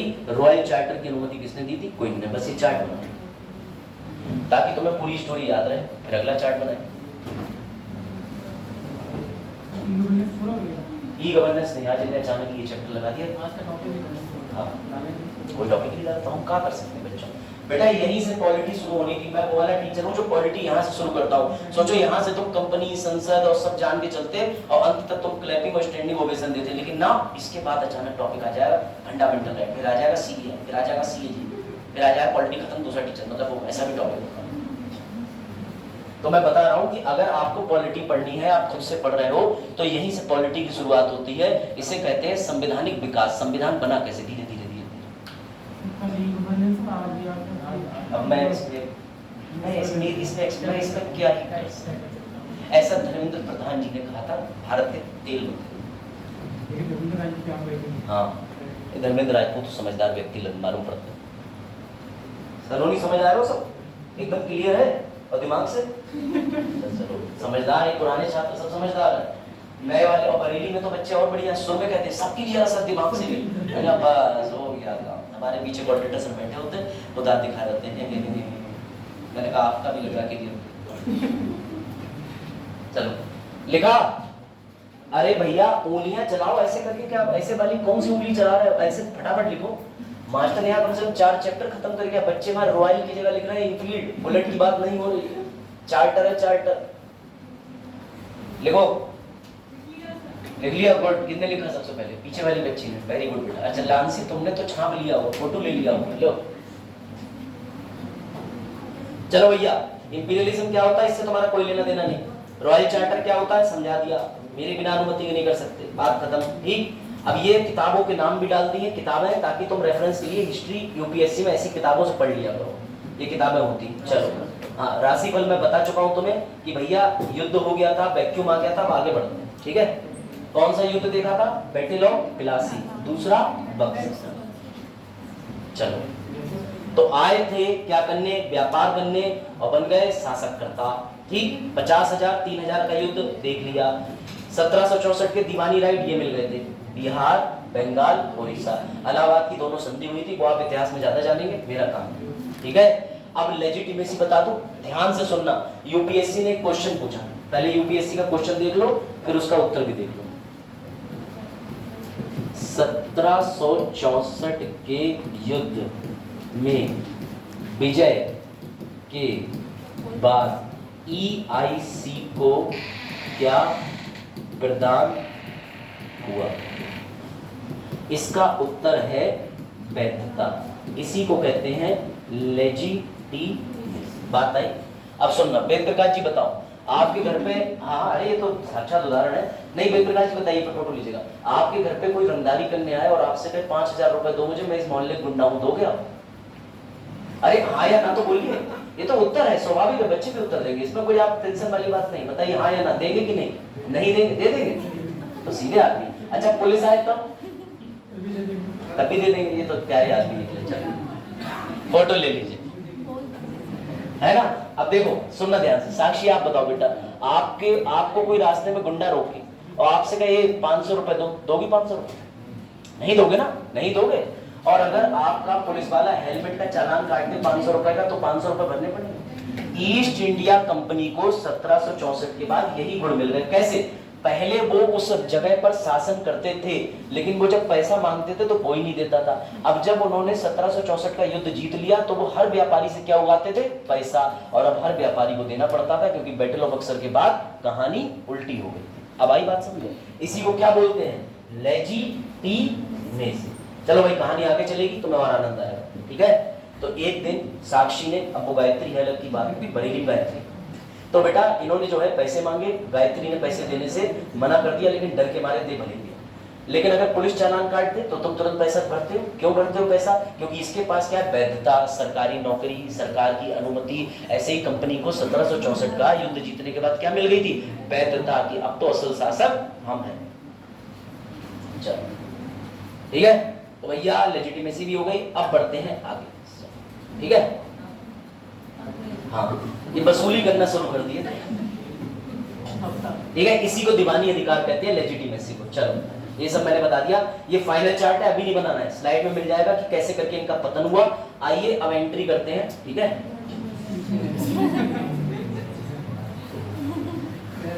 चलो ठीक है, कुछ नहीं, चलो आओ इधर आओ।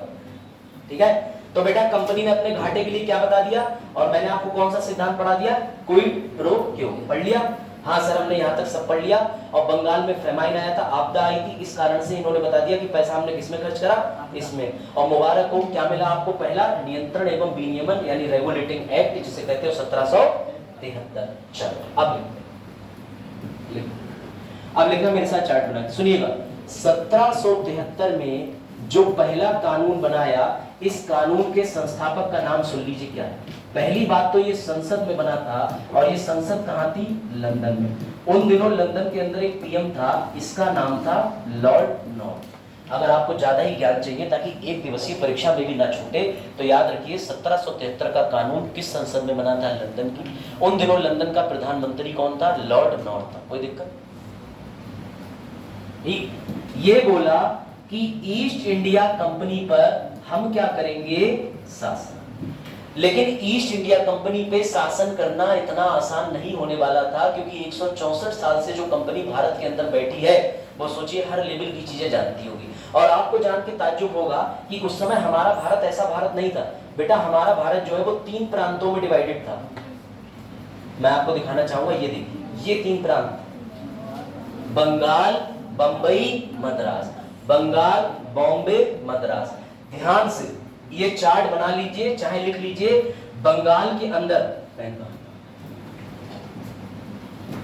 सुनिए, इस बंगाल के अंदर अलग शासक का शासन चलता था, यानी कि इस बंगाल का अपना क्या होता था, गवर्नर। इस बंबई का अपना क्या होता था, गवर्नर। इस मद्रास का अपना क्या होता था, गवर्नर। और इस गवर्नर के पास में दोनों शक्ति होती थी, नरेंद्र मोदी की तरह शासन करने की भी शक्ति, और किसी संसद के सदस्य की तरह विधि बनाने की भी शक्ति। ये नोट कर लीजिए। जब अंग्रेजों ने लंदन की संसद से भारत पे नजर डाली तो वो घबरा गए। बोले कैसे? बोले हम इस भारत को अपने अधीन करने का प्रयास कर रहे हैं, जहां पग पग पे सरकार बदल जा रही है। इधर बोला जाएगा बस ऐसे ही, चलो डिस्टर्बेंस हो रहा, देखो इधर। तो बेटा समझिएगा, पूरा जो ये भारत है, इस पे अंग्रेज शासन करने का सपना देख रहे थे। संसद लंदन के अंदर शासन करने का सपना देख रही थी, और उसके एवज में कानून बनाना चाह रही थी 1773 में। लेकिन मजे की बात सुनो, इसके लिए बनाएंगे ये नहीं मानेगा, इसके लिए बनाएंगे ये नहीं मानेगा, इसे मनवा लेंगे ये कहेगा भाड़ में जा, दोनों को मनवा लेंगे ये कहेगा तू भाड़ में जा। अंग्रेजों की सिट्टी पिट्टी गुम हो गई। बोले हमें तो भारतीयों पर शासन करना है, कानून बनाना है, कंपनी को पकड़ के रखना है, कैसे क्या करें? तो बेटा मुबारक हो, अंग्रेजों ने एक चाल चली जिसे कहते हैं बड़ा प्यार से केंद्रीकरण। लिखो, केंद्रीकरण। इंग्लिश वाले टेंशन नॉट, सेंट्रलाइजेशन। सर ये क्या होता है? ध्यान से सुनना। 1773 में गवर्नर की विधि बनाने की शक्ति बंबई की, और मद्रास की विधि बनाने की शक्ति धीरे धीरे धीरे धीरे धीरे धीरे धीरे धीरे धीरे बंगाल के गवर्नर में जाना, धीरे धीरे धीरे धीरे धीरे धीरे धीरे विधि बनाने में जुड़ना शुरू हो गई। और मुबारक हो, भारत को पहला गवर्नर जनरल बंगाल का मिल गया, जिसका नाम था वॉरेन हेस्टिंग। आप समझे, 1773 में सबसे पहला कानून बना के अंग्रेजी संसद की हुकूमत ने बेटा एक काम करा कि पूरे भारत में किसी एक आदमी को मुख्य मुखिया बना दो, ताकि बाकी का भारत जो है उसकी बात माने। अब पूरा भारत जो है बेटा मनीषा 3 प्रांतों में डिवाइडेड था। किसमें? एक प्रांत था बंगाल का हिस्सा। अरे आपका उत्तर प्रदेश, आपका पीलीभीत कॉलोनी में डिवाइडेड है। पीलीभीत में अगर हर कॉलोनी के व्यक्ति के पास शासन होगा तो तुम बोलोगे आस्था अग्रवाल जी आवास विकास को देख लेना, तेज जी नॉर्मा को देख लेना, दिक्कत हो जाएगी नहीं हो जाएगी? इसलिए पूरे पीलीभीत को कंट्रोल करना है तो एक चेयरमैन डाल दो, उसको फोन करोगे वो सबको मैनेज करता रहेगा, करेगा। यही काम क्वीन ने करा कि पूरे भारत में जो अलग अलग शासक हैं उनको नियंत्रित करने के लिए केंद्रीकरण प्रणाली लागू करो। कौन सी प्रणाली? केंद्रीकरण, यानी बंबई और मद्रास का जो गवर्नर है उसकी शक्तियां उठा के बंगाल के गवर्नर में डालना शुरू कर दो। और जब बंगाल के गवर्नर में शक्तियां ज्यादा बढ़ेंगी तो तुम उसे गवर्नर नहीं कहोगे, उसके नाम के आगे एक और शब्द जुड़ जाएगा, गवर्नर जनरल। 1773 में केंद्रीकरण की शुरुआत हुई और भारत के बंगाल प्रांत के अंदर पहला गवर्नर जनरल चुना गया, वॉरेन हेस्टिंग। अब आई बात समझ। अब मेरा एक प्रश्न है, उसका उत्तर आप सभी देंगे, कृष्णपाल और बाकी बच्चे सभी देंगे। पहले उत्तर पीछे से आना चाहिए। वर्तमान भारत में उमेश केंद्रीकरण चल रहा है कि विकेंद्रीकरण, यानी ये चल रहा है जो अंग्रेजों चला गए शक्ति एक में, या उल्टा चल रहा है कि शक्ति बांट दो? बताओ। वर्तमान में सेंट्रलाइजेशन चल रहा है भारत के अंदर आज 2024 में, या इसका उल्टा विकेंद्रीकरण चल रहा है? बताओ। गुड। हाँ विकेंद्री, जो बच्चे विकेंद्रीकरण कर रहे हैं मेरी शुभकामनाएं उनके साथ हैं, पेपर में जरूर पास होंगे। बच्चों आप बिल्कुल ठीक कह रहे हो, आज की डेट में यूपी की सरकार उत्तर प्रदेश संभाल रहा है, बिहार की बिहार, सब जगह ये छोड़ो गांव के स्तर पर भी पंचायत है, शहर के स्तर में म्युनिसिपैलिटी है, यानी हमने क्या करा, शक्तियां वापस भारतीयों के हाथ में देना शुरू कर दी। और अगर आज की डेट में टीवी पर नरेंद्र मोदी जी आके कह दें भाइयों और बहनों आज से सभी प्रांतों की शक्ति सिर्फ मेरे में समाई, वॉशिंग पाउडर निर्माण की हो जाएगी, तो बेटा ये समझ लेना कि जितने भी राज्य हैं मोदी जी खड़े होकर क्या करना चाह रहे हैं, केंद्रीकरण। लेकिन भारत में जो व्यवस्था है ना, ये आधी केंद्रीकरण और आधी विकेंद्रीकरण चलती है। कैसे? सर हमारे पास शक्तियां तो हैं, लेकिन जब देश में आपातकाल आएगा तो शक्ति वापस किसके पास चली जाएगी? तो बेटा आसान भाषा में बता दूं, केंद्रीकरण का मतलब होता है जब शक्तियां किसी एक में समाहित हो, विकेंद्रीकरण का मतलब होता है जब शक्तियां विभाजित होकर कई जगह पे जाए। तो आज की डेट में भारत में क्या देखने को मिलता है? विकेंद्रीकरण, डिसेंट्रलाइजेशन। कोई दिक्कत? कोई दिक्कत? अंग्रेजों ने ऐसा क्यों करा? बताओ जुनैद। अंग्रेजों ने ये शक्तियां उठा के इसमें देना क्यों शुरू करी? क्यों? क्योंकि लंदन से रोज टिकट लगा के इंडिया नहीं आ पाएंगी कोई, लंदन से सीधे इसके पास एक चिट्ठी आएगी और ये ऑटोमेटिकली इसे और इसे संभाल लेगा, मैनेज कर लेगा, किसी एक आदमी से पूरे भारत पे शासन हो जाएगा। इसी प्रणाली को कहते हैं केंद्रीकरण। ये 1773 में शुरू हुआ, पूरा नहीं हुआ, शुरू हुआ। इसीलिए मैंने ये जो लाइन है ये डॉट डॉट डॉट बनाई है, इसका मतलब शुरू हुआ। चलो अब आगे चलते हैं। ये लो, ये देखो, पढ़ो पढ़ो, नोट करना चाहो तो नोट करो।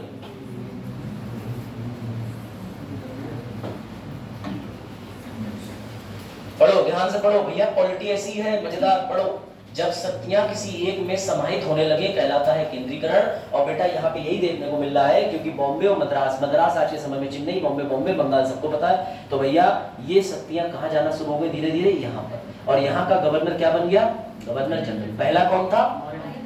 अब इससे भी लल्ला पढ़ाई तो नहीं हो सकती इसमें, फिर आप एक ही काम करो, चरई बो और काटो और पशुओं को चारा दो और मुझे ही फोन कर दिया करो, आप भी ले जाओ अपनी भैंस के लिए। क्योंकि अगर तुम्हें आईएएस बनना है तो बुद्धि तुम्हें लगानी है। लक्ष्मीकांत में कभी एक्सप्लेनेशन दी होती, लक्ष्मीकांत में लिखा होता है, उसका तुम जो अर्थ निकाल लो। अगर तुमने सही अर्थ निकाल लिया तो मुबारक हो, गलत अर्थ निकाल लिया तो कोई बात नहीं बेटा, सरकार को 100 रुपए दान हो गए। 100 रुपए फॉर्म आता ना यूपीएससी का, लड़कियां कह रही हम तो वो भी नहीं देते, जीरो है जीरो। हाँ बेटा, यूपीएससी पहले ही पता है क्या इनसे पैसा ले। ये कहेंगी सुनो जी, 2 बच्चे की आंगन में खेल रहे, फार्म भर दो हमारा, तो कहेगा पैसा नहीं है। बोले आप बस फार्म भर दो, पेपर निकल जाए। चलो समझे? तो बेटा 1773 में किसकी शुरुआत हुई? पहली चीज क्या शुरू हुई? क्या शुरू हुई? केंद्रीकरण। आप सुनो मजे की बात, केंद्रीकरण तो शुरू हो गया, सारी चीजें शुरू हो गई, लेकिन क्या कंपनी को अभी तक नियंत्रित कर लिया? नहीं सर, कंपनी को तो नियंत्रित कहीं से कहीं तक नहीं करा, उल्टा ये बेवकूफ जो है हमारे भारत पे शासन करना शुरू कर दिया इन्होंने। तो सुनो जरा ध्यान से, 1773 की प्रमुख विशेषता है, लिखो मेरे साथ। सबसे पहली विशेषता लिखो, केंद्रीकरण, लिखो लिखो, केंद्रीकरण शुरू हुआ। दूसरा पॉइंट, बंगाल, लिखते चलो फिर मत कहना नोट्स नहीं बन पाए। अब तो नोट्स की पीडीएफ आई रही, हाँ सुबह देखे बहुत आसान कर लिया, ठीक। बंगाल के गवर्नर, और गवर्नर को यहाँ राज्यपाल मत लिखना। जितनी भी इतिहास की किताबें देखी हैं सब जगह गवर्नर को गवर्नर ही लिखा है, हिंदी में भी। अगर तुमने राज्यपाल लिख दिया तो एग्जामिनर कंफ्यूज हो जाएगा कि वर्तमान राज्यपाल की बात तो नहीं कर रहा है, आनंदीबेन पटेल की, और फिर तुम्हारी कॉपी फटे चलेंगे। और मैंने खुद देखा है कॉपी से नाक पोंछते हुए एग्जामिनरों को, सोच लेना भाई। चलो, भारत के, हाँ, बंगाल के गवर्नर जनरल को, ठीक है, बंबई एवं मद्रास के, आसान भाषा में लिख रहा हूं, गवर्नर की कौन सी शक्तियां? विधायी, इंग्लिश वालों टेंशन नॉट, लेजिस्लेटिव, अरे लेटिव शक्तियां, ठीक है, पहुंचाना शुरू हो गई, शुरू हुई। शुरू, और ये गोला बना लेना ऐसे, शुरू हुई, पूरी नहीं हुई, पूरी होंगी जाके 1833 में, अभी शुरू हुई है, शुरू शुरू शुरू। तीसरा बेटा सबसे बढ़िया, पहले ये तो पॉइंट लिखिए, पर तीसरा वाला पॉइंट तो बड़ा मजेदार है, एकदम खुशी से खुश हो जाओगे सर, खुशी से खुश, हाँ मरने से मर जाओगे, खुशी से खुश हो जाओगे। ये तुकबंदी सर आप ही कर सकते हो, हम सब सुबह इतना चारा खा के नहीं आते। हाँ समझ आ रहा बेटा, जल्दी आगे 5 फायदे दिखाओ। इससे मास्टर जब समझाता है तो वो दिन चला जाता है, लेकिन कोई बात नहीं, तुम्हारा चेहरा बता रहा है कि आज कोई नहीं लेट हुई। अब हंसती यही जानना था है, जानबूझ के लेट हुई है, चलो देखो ट्रेन से करो, कोई बात नहीं बेटा, पीछे से जाया करो, ड्राइवर की आंखें एक बार बंद कर लिया करो, उसके बाद में जो तुम्हारी तेजी होगी पीलीभीत पहुंचने की, वो ड्राइवर खुद घबरा जाएगा, कहेगा कभी भी अवरोध आ जाता है निकट दृष्टि दोष, उसके बाद ऐसे आंख खोले, बोले ठप्पी अब चल जल्दी। समझ रहे हो, ये सब टेक्निक है। ऐसे ही मैं दूसरे राज्यों में पेपर देने जाता हूँ जब ट्रेन लेट हो रही होती है। हाँ नई बात है तो, हाँ यही विधि है। बाद में अश्विनी वैष्णव का फोन आया तो मुझसे मत कहना। चल अगला लिखो, अगला अब सुनो ध्यान से। भारत में बड़ा गंदी प्रथा है, दामाद अगर ससुराल जाएगा तो उसके लिए 4 नौकर लगते हैं।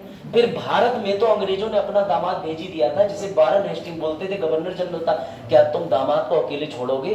दामाद जी कहेंगे अरे मेरा जूता तो वही फीता बांधने के लिए भी तो भागेगा, जाहिर सी बात है। तो ऐसे याद रखना कि जो भैया ये गवर्नर जनरल बना था, इसके साथ में 4 लोग भेज दिए गए थे, और इन 4 लोगों को बड़ा प्यारा नाम दिया गया था, इन्हें कहते थे कार्यकारी परिषद।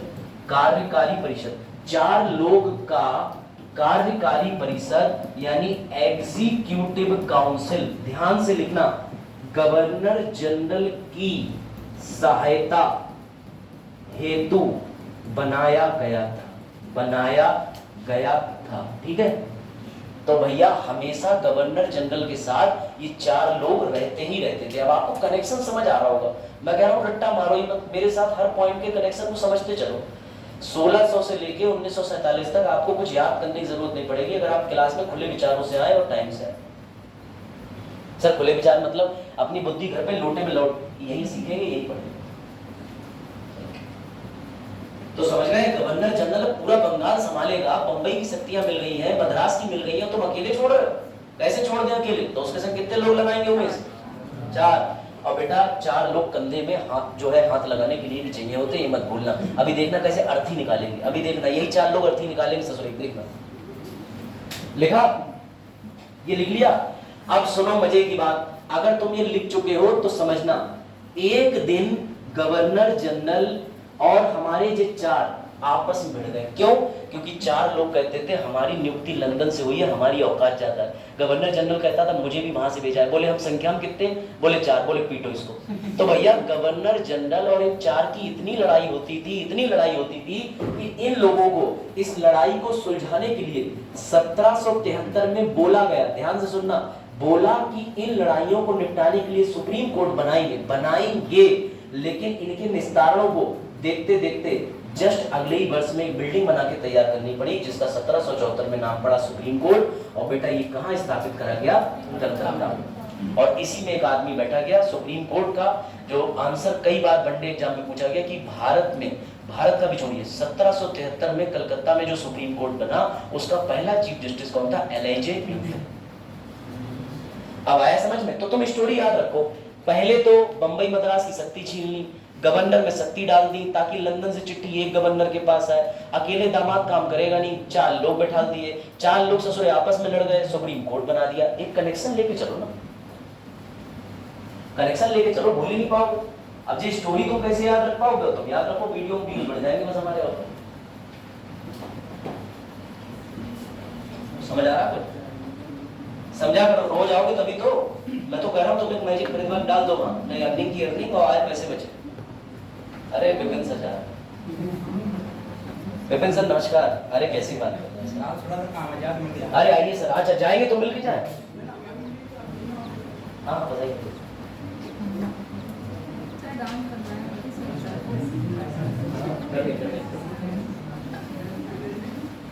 वो क्या कह मतलब कि मुझे यूपीएससी के लिए गाइड कर।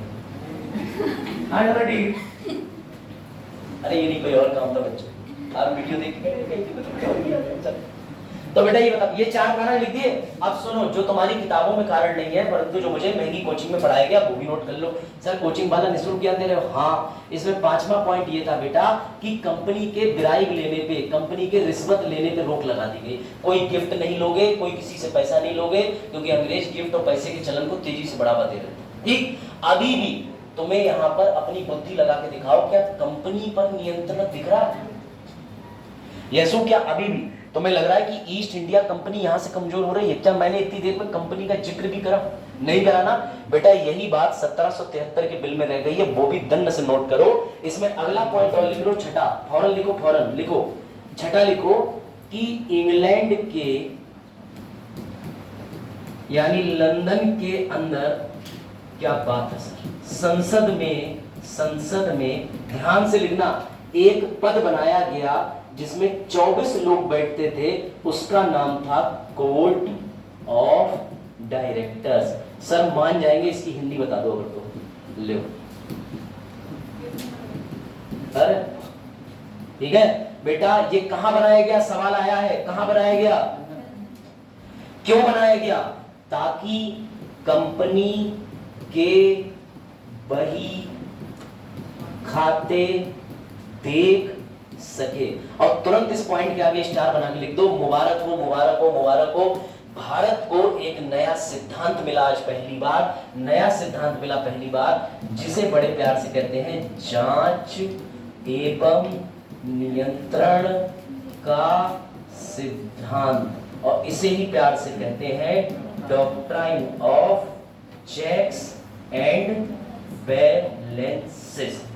अब बताओ, तो मैं 1773 से इतिहास निकाल के ना दिखा दिया प्रिंसिपल? आज के बाद कभी कंफ्यूजन होगा? सर कभी नहीं होगा। 1773 के अंदर 6 पॉइंट थे सर, 6। और 1773 के 6 पॉइंट एकदम ऐसे बोलना, सेंट्रलाइजेशन, दामाद के 4 लोग लड़ेंगे तो सुप्रीम कोर्ट के बाद में रिश्वत नहीं दी जाएगी, और उसके बाद 24 लोग लंदन में बैठेंगे। ये 24 लोग तय करेंगे कि कंपनी का पैसा कहाँ आ रहा है, कहाँ जा रहा है, और इसी को पहली बार बोला गया जांच एवं नियंत्रण का सिद्धांत। अब भी तुम्हें 1773 याद नहीं हुआ तो बेटा कोई बात नहीं, चुल्लू भर पानी की कहावत है। अब बताओ, 1773 मैंने देख के बताया? बिल्कुल नहीं, मैं तो तुम्हें कनेक्शन बता रहा हूँ। ऐसी कनेक्शन से मुझे याद है, एग्जाम में आता है, मैं प्रीलिम्स में एलिमिनेट कर लेता हूँ, मेंस में आता है पूरा छाप के आता हूँ, बस हो गया एग्जाम पर। फिर सर रुक कैसे जाते हो? कुछ लोगों की दुआएं मेरे साथ हैं जंगल से।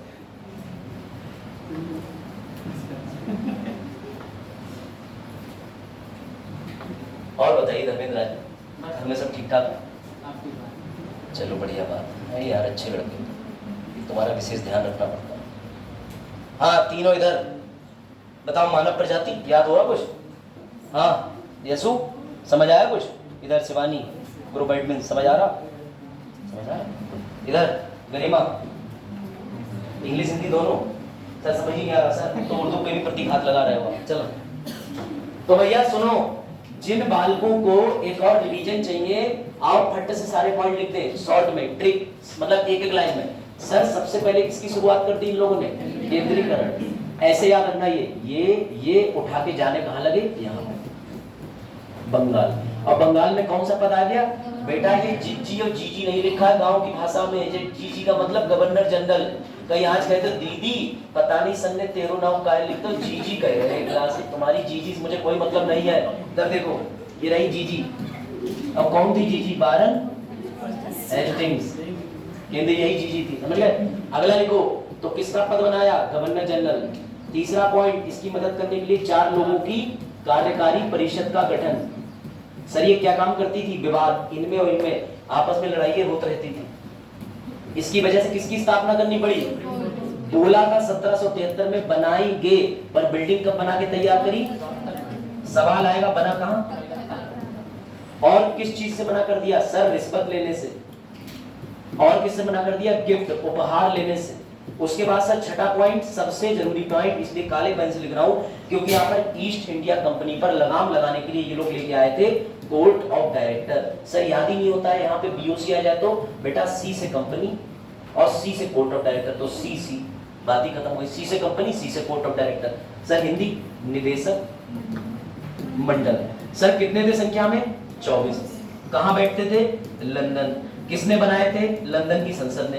क्या काम करेंगे सर? बही खाते जांचेंगे, बही खाते जांचेंगे।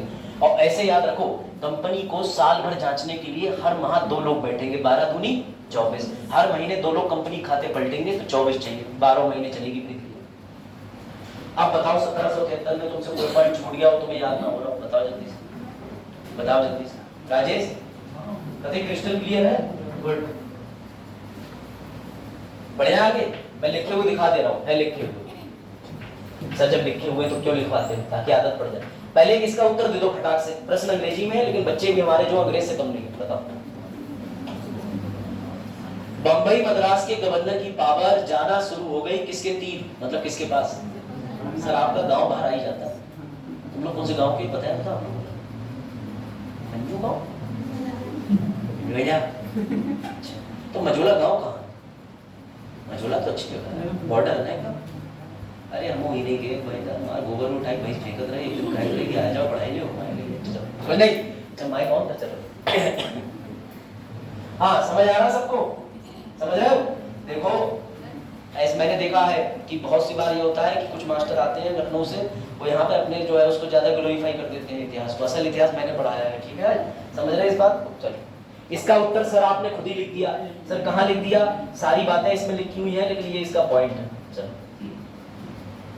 वर्तमान समय में भारत में क्या चल रहा है? विकेंद्रीकरण। भूल मत जाना, विकेंद्रीकरण। ठीक, 1773 पूरा हुआ था कि शुरू हुआ था? धीरे धीरे धीरे करके केंद्रीकरण करना शुरू हुआ था। सर ये रहे सारे पॉइंट, और बेटा मैंने फिर भी सारे पॉइंट अच्छे से लिख दिए हैं। सुप्रीम कोर्ट के जिसका नाम एलिजा एम्पा, और गवर्नर जनरल की मदद करने के लिए 4 लोग। वॉरेन हेस्टिंग कौन बना? पहला गवर्नर। उसके बाद में कंपनी ने जांच एवं सिद्धांत 1 मिलियन पाउंड मांगे थे, कब? 1773 के आसपास में। उसकी भी जांच करने के लिए कोर्ट ऑफ डायरेक्टर का पद बना। संख्या कितनी थी? 24। कार्यालय कहाँ था? लंदन में। ये होता है नोट्स पढ़ने का तरीका। सेंट्रलाइजेशन देख लो, शक्तियां जब एक में हो तो केंद्रीकरण, शक्तियों का विभाजन करना इज कॉल्ड विकेंद्रीकरण। यही अंतर तो है कि यहाँ पर सिर्फ पूरे भारत का एक ही शासक है। क्वीन जो थी वो लंदन से चाहती थी कि मैं लंदन से रोज नहीं आऊंगी, तो मैं लंदन से नियंत्रण करने के लिए बंगाल में एक आदमी का शासन स्थापित कर दूंगी। वो दोनों प्रांतों के शासन को एक ही प्रांत से मैनेज करेगा। लेकिन वर्तमान में भारत में विकेंद्रीकरण है, यानी केंद्र की जो सरकार बैठी है वो पूरी भारत के लिए नीति तो बनाती है, लेकिन हर राज्य के पास में खुद की नीति बनाने के लिए सरकार खुद की है। इसी को विकेंद्रीकरण कहते हैं। लेकिन आज भी आपातकाल की स्थिति में, किसी स्थिति में ये नंबर 1 पे आ जाती है। क्यों? क्योंकि इमरजेंसी में सारे राज्यों को शक्ति दोगे तो सारे राज्य बेटा तो बोल देंगे। जैसे मैं तुम सबसे कहता हूँ पिक्चर कौन सी देखने चले? स्त्री 2, उसके बाद इधर से आएगा जूली, उधर से आएगा सर नदी अखबार, उधर से आएगा सर कोई पिक्चर नहीं देखेंगे। तो बस इसलिए निर्णय आपातकाल में मैं ही लूंगा, इमरजेंसी में, कि चलो सब चल रहे हैं स्त्री 2 देखते हैं। समझ गए बात को? सर यही कर लीजिए सर, टीचर डे का गिफ्ट भी। माइक सर मैडम से बात करिए, हम तीनों त्रिमूर्ति मिल करके पैसा डाल के पिक्चर तो दिखवा ही सकते हैं आप लोगों को। नहीं तो यही चला लीजिए स्ट्रीट 2। बताओ एक दिन शो कर दिया जाए, यही एचडी में है मेरे पास, इस संडे को चला दे। अरे जो आना होगा वो आना रहे, वरना कितने का टिकट है? 150 का है, हम लोग सब देख लेंगे। चलो, तो ये है आसान तरीके से केंद्रीकरण। एक में शक्ति आना, शक्तियां बढ़ जाना। हाँ हेलो,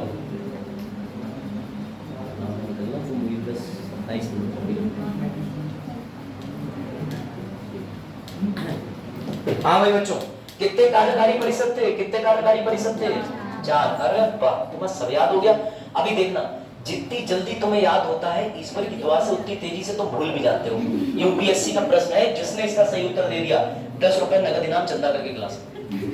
अब सब पे बीतेगी। अब तुम चाह रहे हो सही उत्तर कोई ना दे, लेकिन कोई तो निकलेगा तुरंत।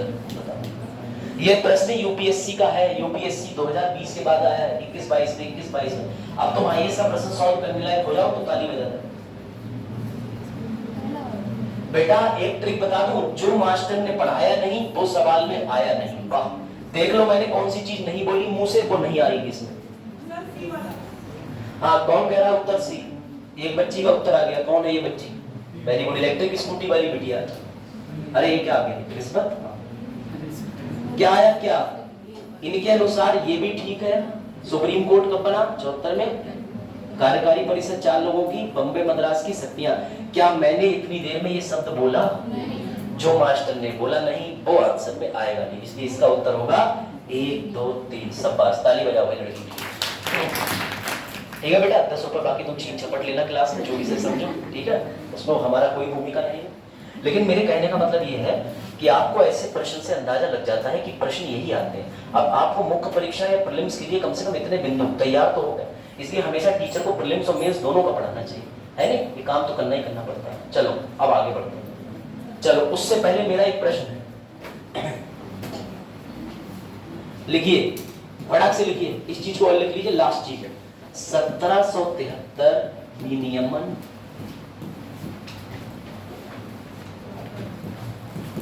अधिनियम, ठीक है, के असफल होने के कारण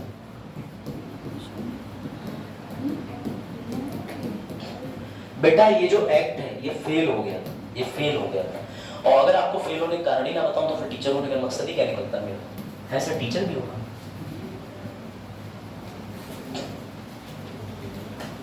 तो समझ आ रहा क्या? पहले माइक से बता बात अपने तक। ये बेचारे सीधे बच्चे जोक नहीं समझते, पिछली बार वाली क्लास बहुत एक्टिव थी। चलो ठीक है, लिखने में तो कोई दिक्कत नहीं हो रही किसी को, है ना? देखो भाई मैं देवनागरी लिपि में थोड़ा कच्चा हूँ, इसलिए शब्द जो है वो मेरे इधर उधर निकल जाते हैं, ठीक है? तो भाई देख लेना है। विनियमन अधिनियम के असफल होने के कारण, ठीक? अब सुनो, पहला पहला पहला गवर्नर जनरल एवं कार्यकारी परिषद में कुत्ता बिल्ली विवाद में विवाद। गवर्नर जनरल कहता था मैं आगे, ये चार कहते थे मैं आगे। और मजे की बात सुनना, वॉरेन हेस्टिंग पर इन्हीं चार लोगों ने पहला केस सुप्रीम कोर्ट में कर दिया। क्या मजे की बात है। हमने चार नौकर रखे दामाद जी की सेवा करने के लिए, नौकर ही पहला केस कलकत्ता सुप्रीम कोर्ट में दर्ज कराए अपने मालिक के प्रति। बोले आज चलने नहीं देता, बोले मंगाया रजनीगंधा, ले आया आटा और पता नहीं क्या क्या। तो समझ गए, गवर्नर जनरल की ये हालत थी कि इन चार ने मिलकर उसको एक केस कर दिया। पहला असफल होने का कारण जिंदा जिंदा समझ आ रहा, कति प्रैक्टिकल याद की ऐसी तैसी। तुम ये बताओ समझ आ रहा? सही। Because other teachers make you study, I make you learn. बढ़िया सर, कहां से टीपा सॉल्ट में आया? ये हो गया। दूसरा, गवर्नर जनरल खुद ही कंफ्यूज आ गया था। क्यों?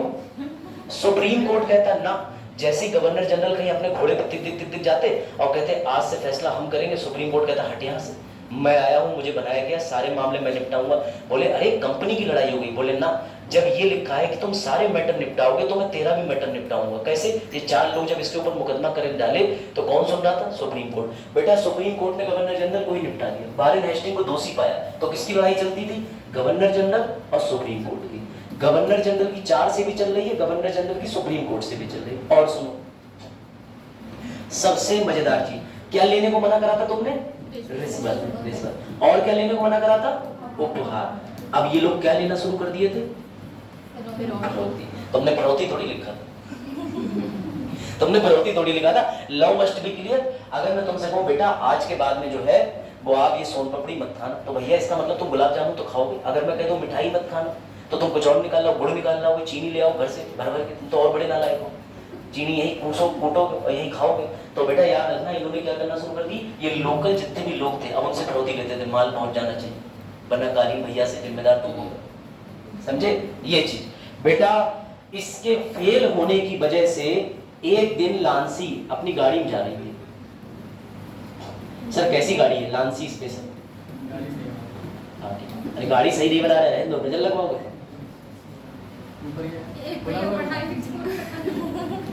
ठीक, एक्स सब बन नहीं पाए, उससे पहले आपने एक्स आई एस बना दिया। हाँ ठीक है बेटा, ये पहाड़ पे गाड़ी जा रही है ना तो रास्ता ऐसे, अरे सर भैया हवा अद्धा है अद्धा, समझना। एक दिन लांची जा रही थी अपने घर। लांची बताओ अगर कभी कार का पहिया पंचर हो जाए या खराब हो जाए तो लांसी पूरी कार को खाई में धक्का दे देंगे या सिर्फ पहिया बदलेंगे या पंचर सही करवाएंगे, जोड़ देंगे? उत्तर दो, बताओ। स्वाभाविक उत्तर है, डर क्यों जाते हो तुम? मैं कुछ पंचर जुड़वाएंगे, पंचर जुड़वाएंगे। बेटा सुनो, बेटा सुनो, बेटा सुनो, सुनो सुनो बेटा सुनो, संसद ये बोली हमने बड़ी मेहनत करके क्या बनाया 1773, ये क्या हो गया फेल, तो इसे डिलीट नहीं करेंगे, इसमें एक स्टपनी निकालेंगे गाड़ी से और स्टपनी यहां लगा देंगे, उसी स्टपनी का नाम है 1781 अमेंडिंग एक्ट, उसका नाम ही है 1781 संशोधन अधिनियम। क्यों?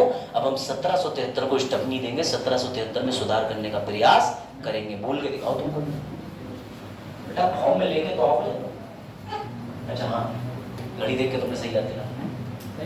हाँ, टाइम भी तो हो गया। ठीक, अरे गुरु जी क्या जाना तो पड़ेगा ही बेटा, जो आया वो जाएगा, ऐसा तुम लोग लागू होता। मैं तो हल्के से बाइक चला के निकल जाऊंगा उधर से भी और कहता हूँ जाऊँगा, जा रहे हो जाओ, है ना। जो चीजें बुद्ध ने देखी थी 4 चीजें, वही वास्तविक सत्य है, ठीक है। एक किताब नंबर 1 2 3 4, ये नहीं देखा था बुद्ध ने। हाँ, इस पे जिसे लग रहा है बहुत कटिंग है स्लाइड भैया, मतलब वो ठीक है, स्लाइड मैंने खुद बनाई है इसलिए कटिंग मैं ही कर रहा हूँ इसमें, ठीक है। चलो तो बेटा सुन लो, आखिरी चीज सर 1781 में क्या किया गया, लिख लो। सुप्रीम कोर्ट और गवर्नर जनरल दोनों की शक्तियां निर्धारित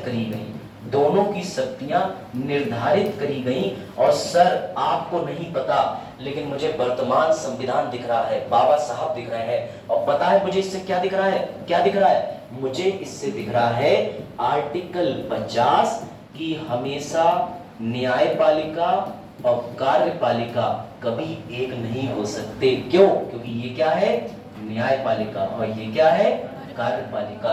तो मुबारक हो, शक्तियों के पृथक्करण का सिद्धांत, सेपरेशन ऑफ पावर, ये सिद्धांत कहां से निकला? अब बताओ तुम, अब समझे कमाल की बात। अब क्वेश्चन आ जाए यूपीएससी में, सेपरेशन ऑफ पावर, शक्तियों का पृथक्करण कहां से उदय हुआ? 1773, 81, 84, तुरंत मारोगे 1781। क्यों? क्योंकि सर 1781 का एक खुद कह रहा है कि एक आदमी एक शक्ति, 1781, एक शक्ति न्याय की इसमें, एक शक्ति कार्य की इसमें, इन दोनों के बीच में कभी एकता नहीं हो सकती। ये बात वर्तमान आर्टिकल 50 में लिखी है, और यही बात सुप्रीम कोर्ट ने केशव नंदा भारती बाद में दोहराई थी, यही बात सुप्रीम कोर्ट ने एसपी गुप्ता 1982 केस में दोहराई थी, यही बात सुप्रीम कोर्ट ने LIC बनाम भारत संघ 1995 में दोहराई थी। मजा आया तो ताली बजाओ आज की क्लास, ठीक है।